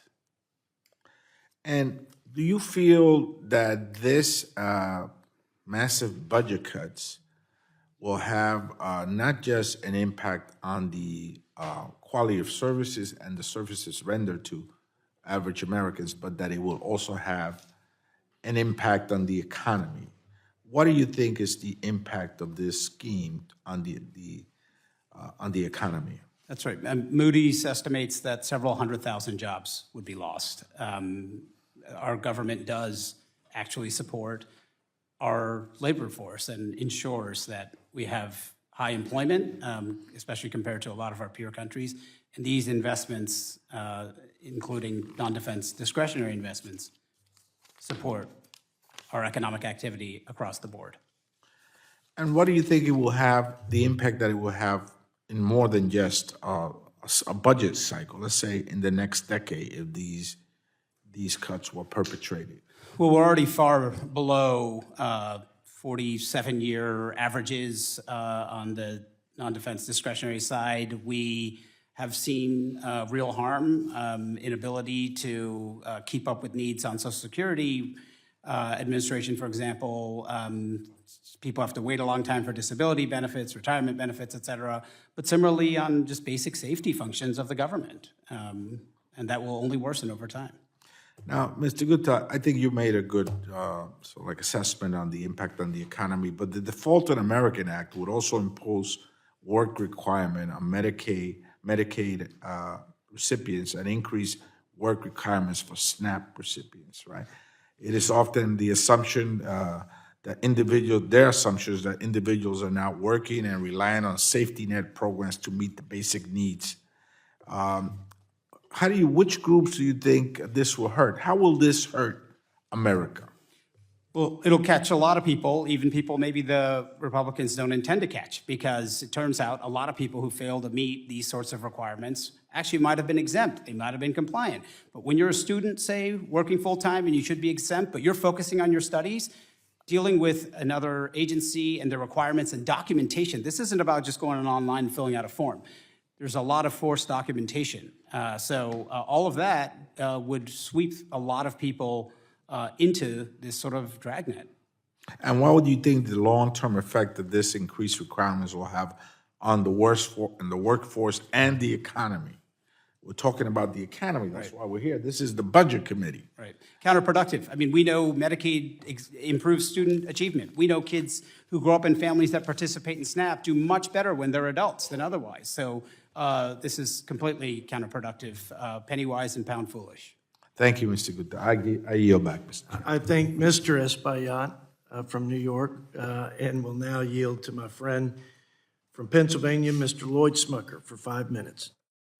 Thank you, Mr. Chairman. I'd like to just follow up, Mr. Gupta, on the conversation that occurred there. And I'll say, there are some things I think we agree on. One, we want to try to lift people out of poverty, give everyone a chance to live their own American dream. There was, just in context, a group in my area, was a Democrat mayor of the largest city in my district that did a study on poverty. And out of that came sort of an effort to bring together all of the different organizations. And the report was called One Good Job. And the intent, or sort of the end goal, was to connect as many people as possible with a great family-sustaining job. We also agree that, I think we all believe we're fortunate to live in a country where there is a safety net for people who are not able to access and provide for themselves. But based on some of your comments, I just want to ask you, do you think everyone who should be working or could be working should be? Absolutely. We should try to make sure there's a good job for all of them. And how would, people who are relying on government programs now, we want to move them, which was, again, the intent, the goal of this program. The success was measured by putting people on that ladder of upward mobility by connecting them with a good paying job. How would you accomplish that for people who are not currently there today? Yeah, that's a great question, and thank you, Representative Smucker, for the line of questions. So, And I don't have a lot of time. yeah, but so we do have employment and jobs programs, some Yeah. of which would actually likely be cut, unfortunately, under Yeah. the bill. But it turns out that the programs themselves, by giving people that very basic foundation we all need, food, healthcare, actually does help them. We saw this with the child tax credit expansion. People spent money on things that help them do more, work more. More childcare, for example, would be a great way for us to promote more employment. And so I literally don't understand why you think that work requirements would work against that. Like, why would we not want to do everything we can to encourage people who can to take a job or to do everything they can to find a job? Why is that so bad? Yeah, it turns out it expands bureaucracy, red tape. It bumps a lot of people off benefits who shouldn't be bumped off, even under the rules. And it just adds a lot of stress and would create a lot more challenges for people who are just trying to have that basic foundation. It's much easier to find a job and do well when you're well-fed and you've got health care you need. You know, people who are accessing substance use disorder treatment, for example, they could lose that. I think that would help them get a job. I think your position misses the importance of incentives and of ensuring that we are trying to incentivize the right thing to help people access a good job. I want to get back. There's one other issue, Ms. Gressler. And I want to submit for the record, Mr. Chairman, if I may, CBO's April 2023 report titled Expired and Expiring Authorizations of Appropriations for Fiscal Year 2023. Without objection, so ordered. And that's here. The House and Senate rules require that all spending in appropriations bills be authorized by law. But this particular report by CBO reports that $1.7 trillion in fiscal year 2023 in the omnibus included, the omnibus of $1.7 trillion included $510 billion in appropriations for unauthorized or expired programs. Is that any concern to you? Yes. Are you familiar with that?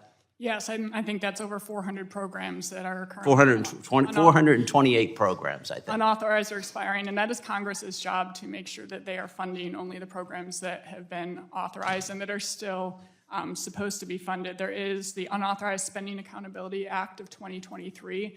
I don't even understand how we can today spend it, because very clearly House Rule 21 prohibits spending for unauthorized or expired programs, yet we spend $500 billion on this type of spending. Like, how is that happening, and what can we do to stop it? Well, it's happening because there's still funding being appropriated for them, even though they are not authorized. And so, as I mentioned, the Unauthorized Spending Accountability Act of 2023 would essentially expire all those unauthorized programs after 3 years if Congress doesn't explicitly reauthorize them and fund them. Do you think, as an individual member or members together, do you think we'd have an opportunity to object to unauthorized spending during consideration of appropriations bill? And if so, how would that be done? Yeah, I think not just an opportunity, but an obligation that funds should not be going to programs that are unauthorized. Yeah, thank you. Thank you, Mr. Chairman. Thank the gentleman from Pennsylvania and yield 5 minutes now to Ms. Wexton from Virginia. There you go. Thank you very much to witnesses for being here today. Federal workers are the backbone of our government and carry out important functions and services every day that keep our country running smoothly. It's unfortunate that my colleagues across the aisle hosting this hearing aimed at disparaging federal workforce during Public Service Recognition Week. What's worse than that are the cuts that they're considering. The proposal would be catastrophic for families across the country. It's designed to make it more difficult for federal employees to serve the American people, almost as if they don't want government to function effectively. Pediatric mental health. In the U.S., we're in the middle of a pediatric mental health crisis, and as a mother, I'm heartbroken that we're not doing more for our children. Proud to have fought for programs to help address the youth mental health crisis, including getting more mental health professionals in schools, studying the impact of social media on children's development and well-being, and the 988 suicide hotline. The proposed cuts threaten families' access to these crucial programs in the middle of a crisis. Mr. Gupta, how would decreased funding limit access to care for our kids and our families? How would this decrease funding that the Republicans are proposing in their budget? How would that limit the options for, how would that limit access to care for our kids and families, please? Yeah, it would be significant. We're already facing the end of the continuous coverage requirement in Medicaid because of the end of the public health emergency. We're expecting up to 15 million people to lose coverage. People need health insurance coverage to access the care and treatment that they need. And for young people and families, including those struggling with mental health challenges, it's often the only way that they can possibly be at their best. And I think that's what we all want. So they need that coverage. That is not being provided often in low-paid jobs, and it's not being provided through any other means than these public programs. Care? That's a great point. In some cases, they'd have to wait till it becomes an acute crisis, which is the worst possible outcome. It's not only bad for their health, it's also bad for the bottom line, for sure. That's right. The cuts could impact hundreds of thousands of children and cause them to lose access to child care in preschool, including for nearly 6,000 children in Virginia. What impact would this have on children's well-being at large in the larger economy, women in the workforce? What impact would loss of child care access have on women in the workforce as well as their children? One of the clearest findings in research is that child care helps women succeed in the labor market. So you would be undermining our labor force participation and employment to population ratios. Women disproportionately bear care burdens, as we know, and childcare is really unquestionably valuable investment with a meaningful return for taxpayers and the country overall. How about pre-K? Pre-K as well. I mean, we could lose hundreds of thousands of Head Start slots too with a bill that's been passed by the House. And that has long-term payoff. Those investments, we know, dramatically improve the outcomes of kids who go to those programs. When they're adults, they graduate from school at higher rates, they go to college at higher rates, they do better in jobs, higher earnings, higher employment rates. So something that we want to encourage, right? Yeah. The Inflation Reduction Act includes significant funding to help IRS employees address its backlog of unprocessed returns and provide better service. We're already seeing benefits this year. I know that in our office we have very few complaints this tax season, which last year we had many. I'm glad that the increased funding has really helped with that. We're also seeing a lot of cases that have been open for a long time be closed. So I'm very pleased to see these new people that we've hired at IRS are actually working on customer service for a change. My colleagues across the aisle have tried to claw these desperately needed funds back. How would this impact IRS' ability to modernize technology, reduce backlog, and increase improved customer service, Mr.? That's right. We're addressing a long-standing challenge at the IRS, so it would completely reverse some of the gains that are underway that improve people's experience interacting with the IRS, reduce errors that others here have discussed today, reduce improper payments, and help more people get the payments that are they're eligible for, including some key tax credits. Thank you very much. One other question for you. Earlier this week, I met with a group of people from our ID and DD communities, intellectually developmentally disabled communities, people who depend on SSI to live. And what would happen if the Social Security, the cuts to Social Security that are being proposed by the majority were to take place? They'd have to wait longer and longer for eligibility determinations, redeterminations, possibly be denied life-sustaining benefits. Thank you very much. And those are the most vulnerable people in our society. Thank you very much. I yield back, Mr. Chairman. I thank the gentlelady from Virginia, and now yield 5 minutes to my friend from Utah, Mr. Blake Moore. Thank you, Chairman, Ranking Member. Mr. Ebel, I'm going to start off with just a few questions and hope to get to some of the energy-related things that you've worked on. But are we at as high a debt to GDP as we were in World War II? Representative Moore, I think we are at a point that is in the same vicinity. I think what we need to understand is World War II was an existential crisis. It wasn't just a phony claim of existential crisis. Or bad planning. Or bad planning, yes. I like to highlight to a lot of my constituents that not a single, it's bad planning. That we are not dealing with a catastrophic World War III, right? We're not. our revenues are as high as they've been, right? Our spending is far higher than it's ever been. Would you also agree that with Larry Summers, former economic advisor to Obama and Secretary of Treasury, President Clinton, that a $2 trillion bill done within a very, very short time frame with no real offset spending is going to increase inflation? Yes. Thank you. Okay, so the other thing that I've noticed about this lovely place of Washington, D.C., I'm in my second term, things are actually a lot more predictable than you would assume. When Republicans lost the Senate, control of the Senate on January 5th, 2021, I said to many of my colleagues, we're going to see a record amount of spending this term. The same can also be true, and I think that they could expect, that my Democratic colleagues could expect, that when we won the majority in the House, oh, you're going to see Republicans push back on spending. That's not like earth-shattering news. That should be predictable to everybody here. So when the debt ceiling comes up and we push back and we put a bill that has an enormous amount of spending cuts in there, is that a surprise to anybody? Do you think that that should have been a surprise to anybody?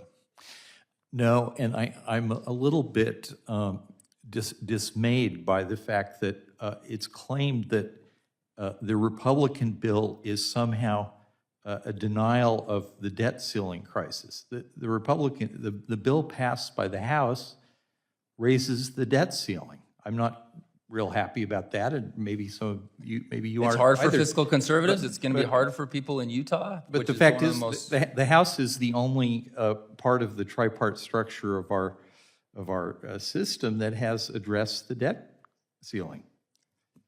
Do you think we should be at least exploring opportunities for restraint in our spending right now? Given those realities, our highest debt to GDP ratio, we've never had spending, we just came off of 2 years of the record spending. Do you think we should at least explore some constraints? Yes. Thank you. Okay. Easy questions. I get that. I'm not trying to be flippant. But I would love your perspective on one particular thing with respect to the Inflation Reduction Act. There has been some, and I've looked into this, there's been some independent review of the cost of that bill. Is there an area that we could come together and say, yeah, that's far more expensive than what it was set out to do? It's also not going to target lower income individuals. If you give an EV tax credit to folks, those are wealthier individuals that can buy an electric vehicle, and they're the ones that are going to benefit from that bill. Is there an opportunity to look at that bill and say, we can claw back some of this and find a way to restrain some of this spending? Well, yes. As you know, I support, and CEI supports the complete repeal of all of the energy subsidies and handouts in the so-called Inflation Reduction Act. But yes, if there has to be compromise, and I understand that legislation is a messy business, then I think you could put caps on, for example, the amount of money that will be expended for the various subsidy categories, because they're all uncapped. They're open-ended. And then another thing that I find fascinating, and from the years of 2011 to 2018, when Republicans had control of the at least the House, like you saw significant cuts to discretionary spending. Did our government continue to operate? Did we continue to provide services to people? Were we able to look in that budget and find areas to cut? You know, obviously leading towards this concept that we can roll the clock back about 5 months, about when we were operating under FY22, roll it back to that time frame, and put some spending caps going forward. Is that completely unreasonable? It's reasonable. Thank you. I yield back. Thank the gentleman from Utah, and now you have 5 minutes to the gentleman from Maryland, Mr. Trone. Thank you, Mr. Chairman. We've been called here today to talk about a woke government. Fascinating. Our government's barreling toward a default on its debt. Americans are dying in record numbers from mass shootings. Americans are dying in record numbers from suicides. Americans are dying in record numbers from drug overdoses. Yet here we are, talk about wokeism, and women are living in fear of horrific limits on abortion access to their health care. We came to Congress to try and get stuff done and to help and focus on our nation's most important problems. Frankly, wokeism isn't it. Also like to correct the record of the previous gentleman. We talk about the deficit under the last year of of President Obama was, give or take, $480 billion. Third year of President Trump, before COVID, before that hit, it increased a record amount, more than it's ever increased. Under President Trump, the biggest increase ever to our deficit, up to $980 billion, because of a ridiculous tax cut to C corporations from 35 to 21%, which effective rate is probably 10 to 12%. Why are our C corporations, Google, Apple, eBay, paying 10 and 12% when our hardworking families are paying 15, 20, 25%? That doesn't make any sense. But President Trump, after last night's debate of lies and lies and lies, the Republicans can't seem to get out of their way on what's truth and what's lies. Well, we got to go with the facts. The facts of where we are in life. So let's try and talk about the deficit with reality and not just make up a bunch of BS because it fits the talking points that some staffer gave someone that's never ran a business, never had a payroll, doesn't have any conception what the deficit really means. Last month, the Republicans released the Default on America Act. The debt ceiling was drafted, no hearings, no transparency. That's because it's a bad deal for working Americans. The Default on America Act would hurt our country, hurt our people, hurt our children, hurt our future. But extreme Republicans still voted to pass it. Mr. Gupta, on a brighter note, this week is Teachers Week, Teacher Appreciation. What a great time to recognize America's teachers and the important role they play. But extreme Republicans have a funny way of celebrating. The Department of Education is estimated from the Default on America Act to lose $4 billion cut from schools serving low-income students, resulting 60,000 fewer teachers. 60,000, less teachers. That's the Republicans' plan. That doesn't sound too good about our children, does it? Not to me. Your testimony explores how these critical programs, such as Head Start, we all have to love Head Start. It works. We know it works. For our children and our families, this debt ceiling is going to result in hundreds of thousands of children losing access to these programs. So in addition to hurting the children, hurting the families, how might these cuts have that opposite effect on the economy? What are they going to do to the economy that then what the Republicans claim they're going to do? It will slow our growth or even shrink our economy. It will reduce the foundation of our economy that the government does play a central role in ensuring. Bring our growth rate to a halt. Stop an economy that's growing. Stop an economy that has record folks working in the economy, the record low unemployment. Stop all of those awesome things that have happened. Instead, bring us backwards because they don't understand that a nation has to carry debt. And as a nation gets bigger, we carry more debt than we do in World War II. What a stupid question. World War II debt, what was happening in 1945, compare our economy today in 2023 to 45, and somehow that's germane? It's not germane. Mr. Gupta, your thoughts? The United States can clearly afford this debt. People will be willing to continue to buy United States debt if we don't threaten the validity of it. It is one of the safest, if not the safest, investment in the world and in extraordinary demand and continues to be. You get bigger, you have more debt. My company at $6 billion has hundreds of millions more debt than we had at $1 billion.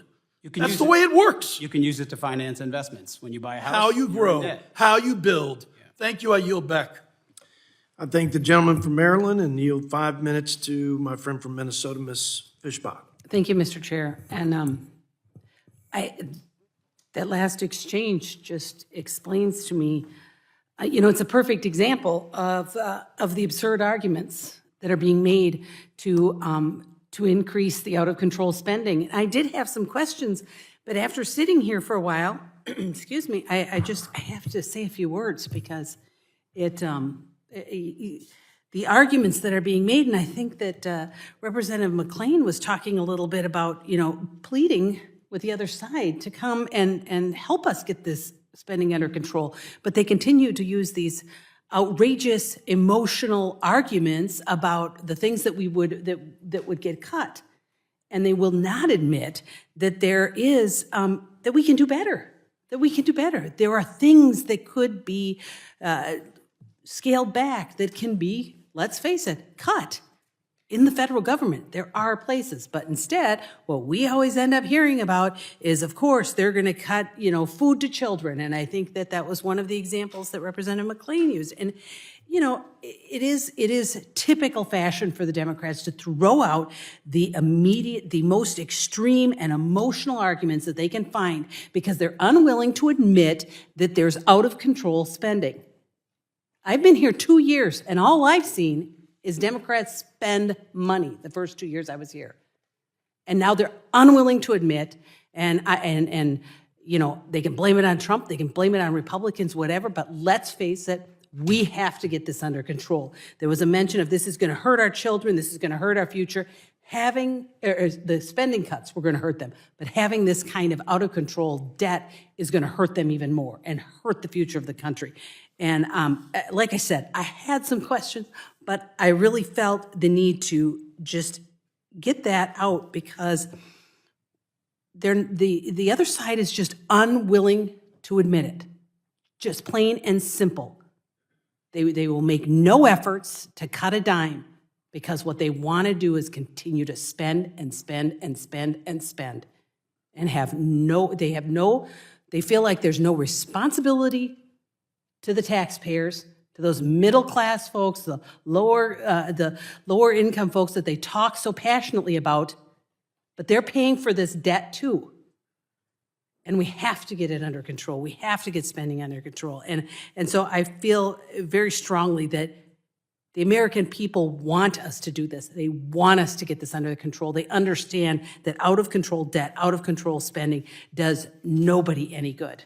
And I had to say that. I had to get it off my chest because as I sit here and I listen to these ridiculous arguments that we're going to, we're going to starve children, we're going to do all kinds of horrible things, then come to the table and help us figure out this issue. That's all I ask. If they don't want that to happen, then where are they?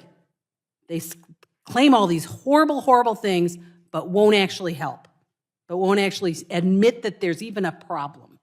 And they talk about we could potentially, we can afford this debt.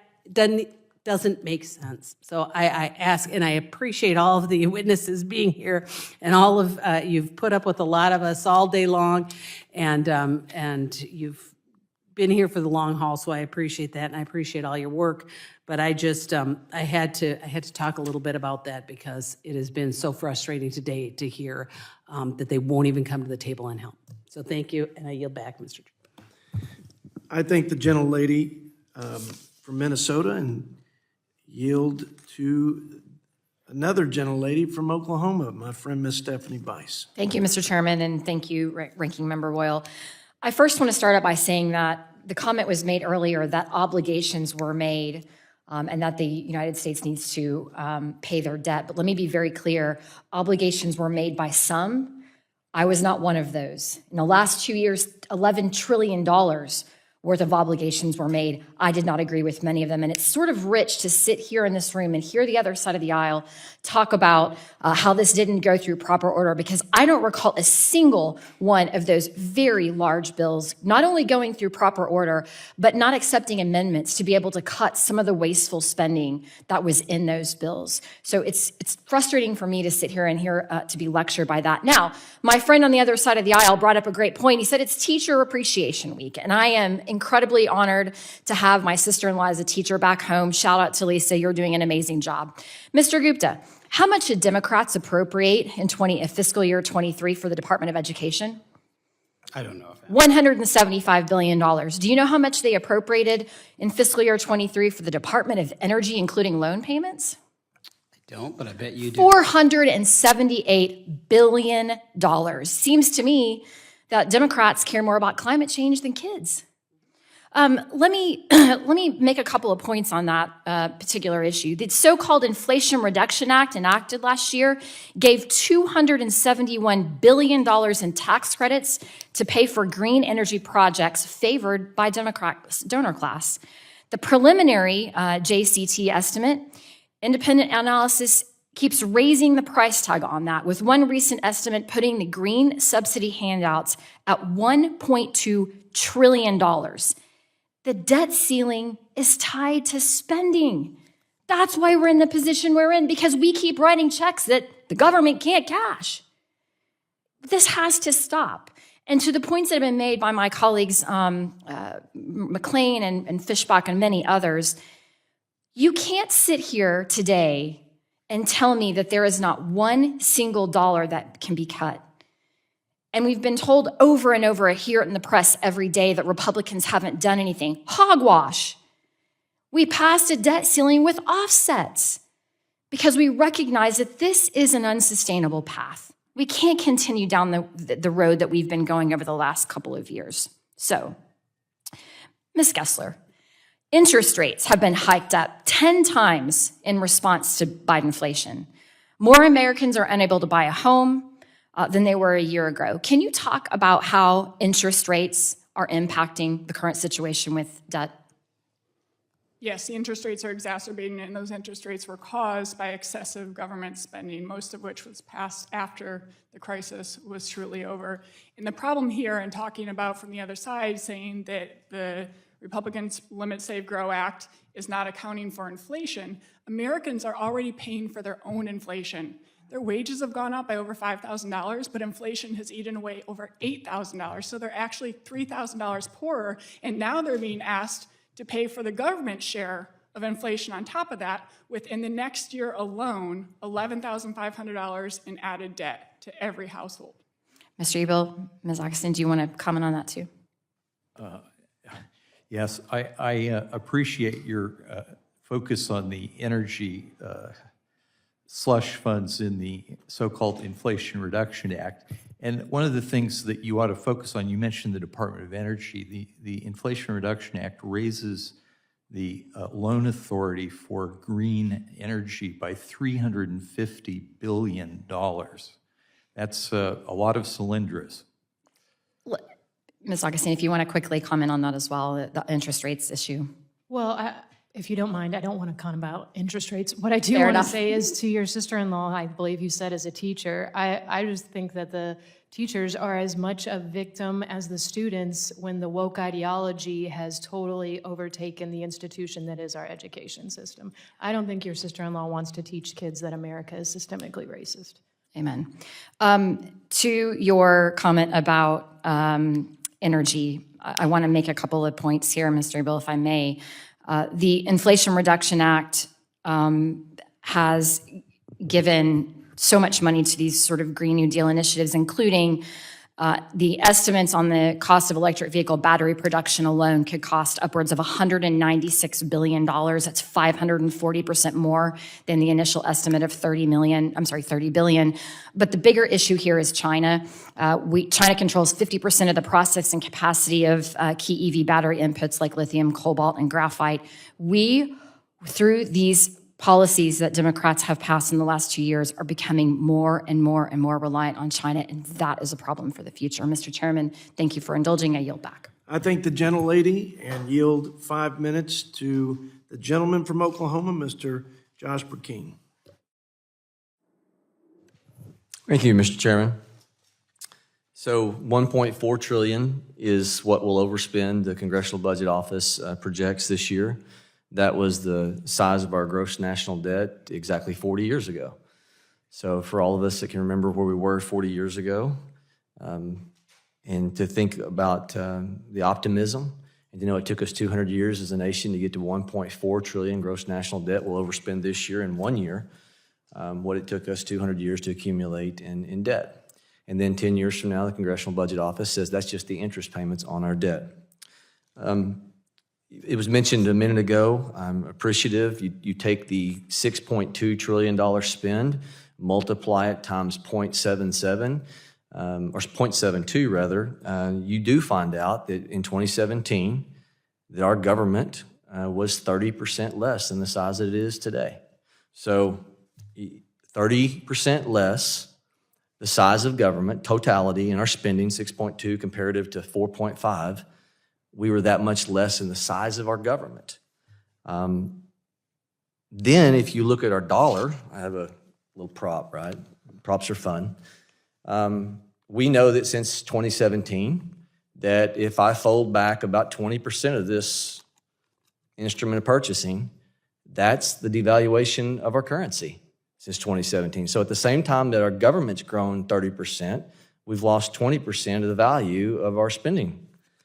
And it's amazing. It's not just the devaluation of the currency, it's that the countries around the world, someone said a while ago, I don't mean to be mean-spirited, but we talked about the strength of our world reserve currency. In 1983, that was an accurate statement, but when you have Brazil, Russia, India, China, and South Africa going, wait a minute, we think we'll create our own European Union type currency. What's caused many people to believe in quantitative easing for years has been the thought that the world reserve currency would save us in our petrodollar. That's being questioned. And so, man, we have got to take an honest look at the problems that are before us. It's really astounding that when we look at the spending and people say, well, it's about the not spending enough here. The Democrat ideology is sacrificing our prosperity on the altar of the church of nature when it comes to what they're doing with going after what needs to be another dot-com type boom in America. We've got to cut and we've got to grow. And I appreciate you bringing up a while ago that from 92 to 2000, there was a 40% or a 4% economic growth, GDP. Well, what's causing us to get in the 1% now in this first quarter? It's because we're fighting with our hands tied behind our back, and China and Russia are laughing at us. We've become not work brittle, they're work brittle. They're not abiding by the Paris Climate Accord, and yet we're fighting with our hands tied behind our back because of a woke ideology. And we've got to grow past this, and we've got to grow up, and we've got to stop appeasing radical ideology. Food prices up 17% in the last several years, since 2021. Since the Biden administration took over, gas prices up 37%. Real wages decreased 3.5%. Somebody today will spend, on average, $13,000 more to buy the exact same goods and services as they did, prior to Biden taking office as a family. The ability to buy a home, to get a mortgage because of rising interest rates, 15% higher than just a year ago. Small businesses struggling to find line of credit. More seniors seeing their lifetime savings wiped out because of this. And then top 3-tier type banks looking to having to go under because of this system that we've created. It's a self-inflicted wound. All right. So I want to jump to Paige. You, Ms. Gostin, I apologize.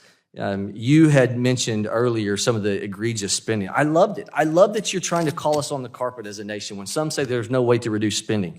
The Department of Health and Human Services, National Institute of Health, actively pushing so-called gender-affirming care, which is cross-sex hormones and surgical mutilation even for minors.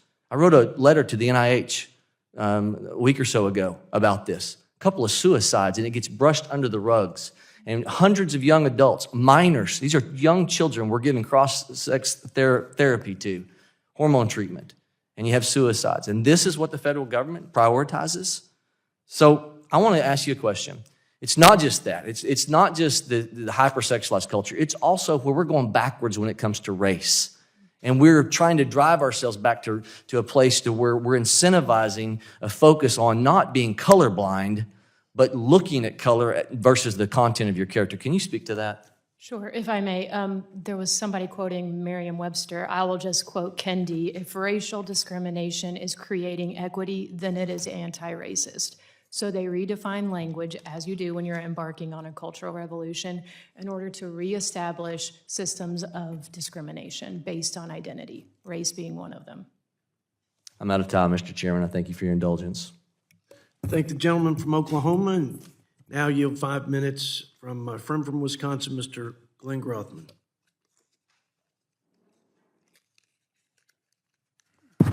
Thank you. I just got a few questions here. It seems our country's in a lot of trouble, and I just like to focus on things that I think make that problem worse. Ms. Gressler, I want to focus a little bit on the earned income tax credit. It's something I've long disliked for a variety of reasons. One of the most embarrassing things Republicans have done, I think, in the last 40 years. But that tax credit, which is really a welfare payment, is this right that almost 32% of the payments are improper every year? No, it's incredibly inefficient, and it's costing $1.46 from one person to transfer that $1 of earned income tax credit to somebody else. It's very inefficient, right? And 32% of the payments are improper, which I'll believe because it's so easy to cheat on it. Is that accurate? Correct. Okay. Could you comment on, in general, you think it was something we should keep going? Or is it one of those places where we're giving a lot of money to people maybe are only getting it fraudulently, and it discourages work too, doesn't it? Do you want to lecture the committee on how it discourages work? Yes, in the phase-out ranges of that credit, it imposes very high marginal tax rates that discourage people from pursuing either more work or from pursuing education that would allow them to further climb the career ladder. And so Is it true, depending on your family size, it discourages you from making another $16,000 a year, or $20,000 or $26,000 or whatever? The well-informed will say, sorry, I can't improve myself more than, say, $25,000 a year, I'm going to lose my earned income tax. yes, that program combined with others actually makes sense for people to not pursue better opportunities. Well, thank you. Very good. That's what we want to hear. Next thing, President Biden's so-called American Rescue Plan expanded the child tax credit by removing work requirements and turning it into an unconditional cash payment per child. What effect on the moral fiber of this country will these changes have? It's incredibly problematic, and there were studies that showed that for the lowest income children, that would actually make them worse off because it would reduce labor force participation. And this is not a partisan issue. I like to remind people President Clinton quoted Robert Kennedy when he said, "Work is the meaning of what this country is all about. We need it as individuals, we need to sense it in our fellow citizens, and we need it as a society and as a people." Work is crucial, especially when you have children in the home, to building those foundations for success. And today, what we're talking about in some of the limits that have been put, the work requirements and the Limit Save Grow Act, those are not even targeted at individuals with children. Those are individuals without children, older ones. And when I've been looking at what's happening in the labor force today, employment among people who have no children under the age of 18 at home is down by 1.6%. Employment of people who have children in the home is up by 1.3%. So it's not the families with children that are struggling today. Their employment has improved. It's predominantly people who don't have children at home who are not working. So I want you to restate that in this fashion. They always talk about the booming economy and the low unemployment rate. But that unemployment rate doesn't take into account people are sitting on their butt and not trying to get a job, does it? There are 2 million people, 2 million fewer people working today, and I do want to correct that for the record. The employment to population ratio is not higher than it's ever been. It's lower, and it's the equivalent of 2 million lower compared to February 2020. Okay, so over time, under the Biden administration, I think this is a goal of the Progressive Party. They like everybody dependent on the government. More and more people are just sitting it out because they can sit it out, or working for cash. Right? Now, we've got to mix it up a little bit here. Ms. Augustin, the Biden administration, a memo was released, or a whistleblower put it out there, encouraging the investigating of Catholic groups because I guess they don't like people who take their religion too seriously. They decided to also slander Catholic groups and say that they were, filled with white supremacists or working with white supremacy. How did the administration offer any justification for this action particularly within the, it would appear like, among other things, it's going against the free exercise of religion clause of the First Amendment? Sure, and I think that's part and parcel of what this Department of Justice is. It's weaponized against the American people. Right, and over time, this government, this big government, is going to be used to go after political enemies. in particular, not just political enemies, but religious enemies, as they always do in a totalitarian state. Thank you very much. I thank the gentleman from Wisconsin and yield 5 minutes to my friend from Georgia, Mr. Buddy Carter. I thank the gentleman for yielding, and I appreciate all of you being here, and what an appropriate and timely hearing that we're having that's entitled Exposing the Woke, Wasteful, and Bloated Bureaucracy, and nothing could be further from the truth. Thank you for that. This is something we needed to have, Mr. Chairman, and I do thank you. You know, I sit on the Energy and Commerce Committee, and I've witnessed what has been going on with bloated and bureaucracies, and it's very frustrating, especially when it comes to energy and climate. And I see this rush to green. Look, I have the honor and privilege of representing the entire coast of Georgia, 100 miles of pristine coastline, and it also happens to be my home where I've lived all my life, and no one cares about the environment more than I do. So I discharge this theory that we don't care about the environment. We do care about the environment, but at the same time, what I've seen, why this administration has been nothing less than an all-out war against fossil fuels. Day one, this administration declared war against fossil fuels. You know, we both parties share the same common goal, and that is to decrease carbon emissions. It is not to decrease choices. The United States has decreased our carbon emissions more in the last decade than the next 12 countries combined while growing our economy. We've proven that it can be done. And that's even today. Today, look at what's happening. The EPA's got a new power plan rule that will have significant new requirements on our baseload generation. More regulations. Unbelievable. I would submit to you that what is going on in our economy right now is self-inflicted. Day one, when this administration declared war on fossil fuels, price of gasoline went up, inflation went up, interest rates went up, and now we got the mess that we've got. Self-inflicted, unnecessary. It just frustrates me to no end. Mr. Adele, I want to ask you, because you know a lot about climate policy and about free market environment, what type of consequences do you think that this administration and their policies have had on Americans, on everyday Americans, whether they make over $400,000 a year or whether they make less than $400,000 a year? Thank you, Representative Carter. You know, I think the consequences of these policies are really bad economically on the American people. They're also bad environmentally. There are economic growth and opportunity are the basis of environmental protection. So when you degrade the economy, you will degrade the environment as well. So I think they're hiding a lot of bad things behind the climate blob, the green blob. They're saying, oh, we have to do all these things because of climate. But in fact, they have very deleterious impacts on the environment as well. Thank you. Ms. Grasler, what about you? What's your opinion? Well, I think that we're seeing the green energy agenda shift into other areas of the government as well, and even threaten them. I know that the U.S. Army right now is facing a recruitment shortage.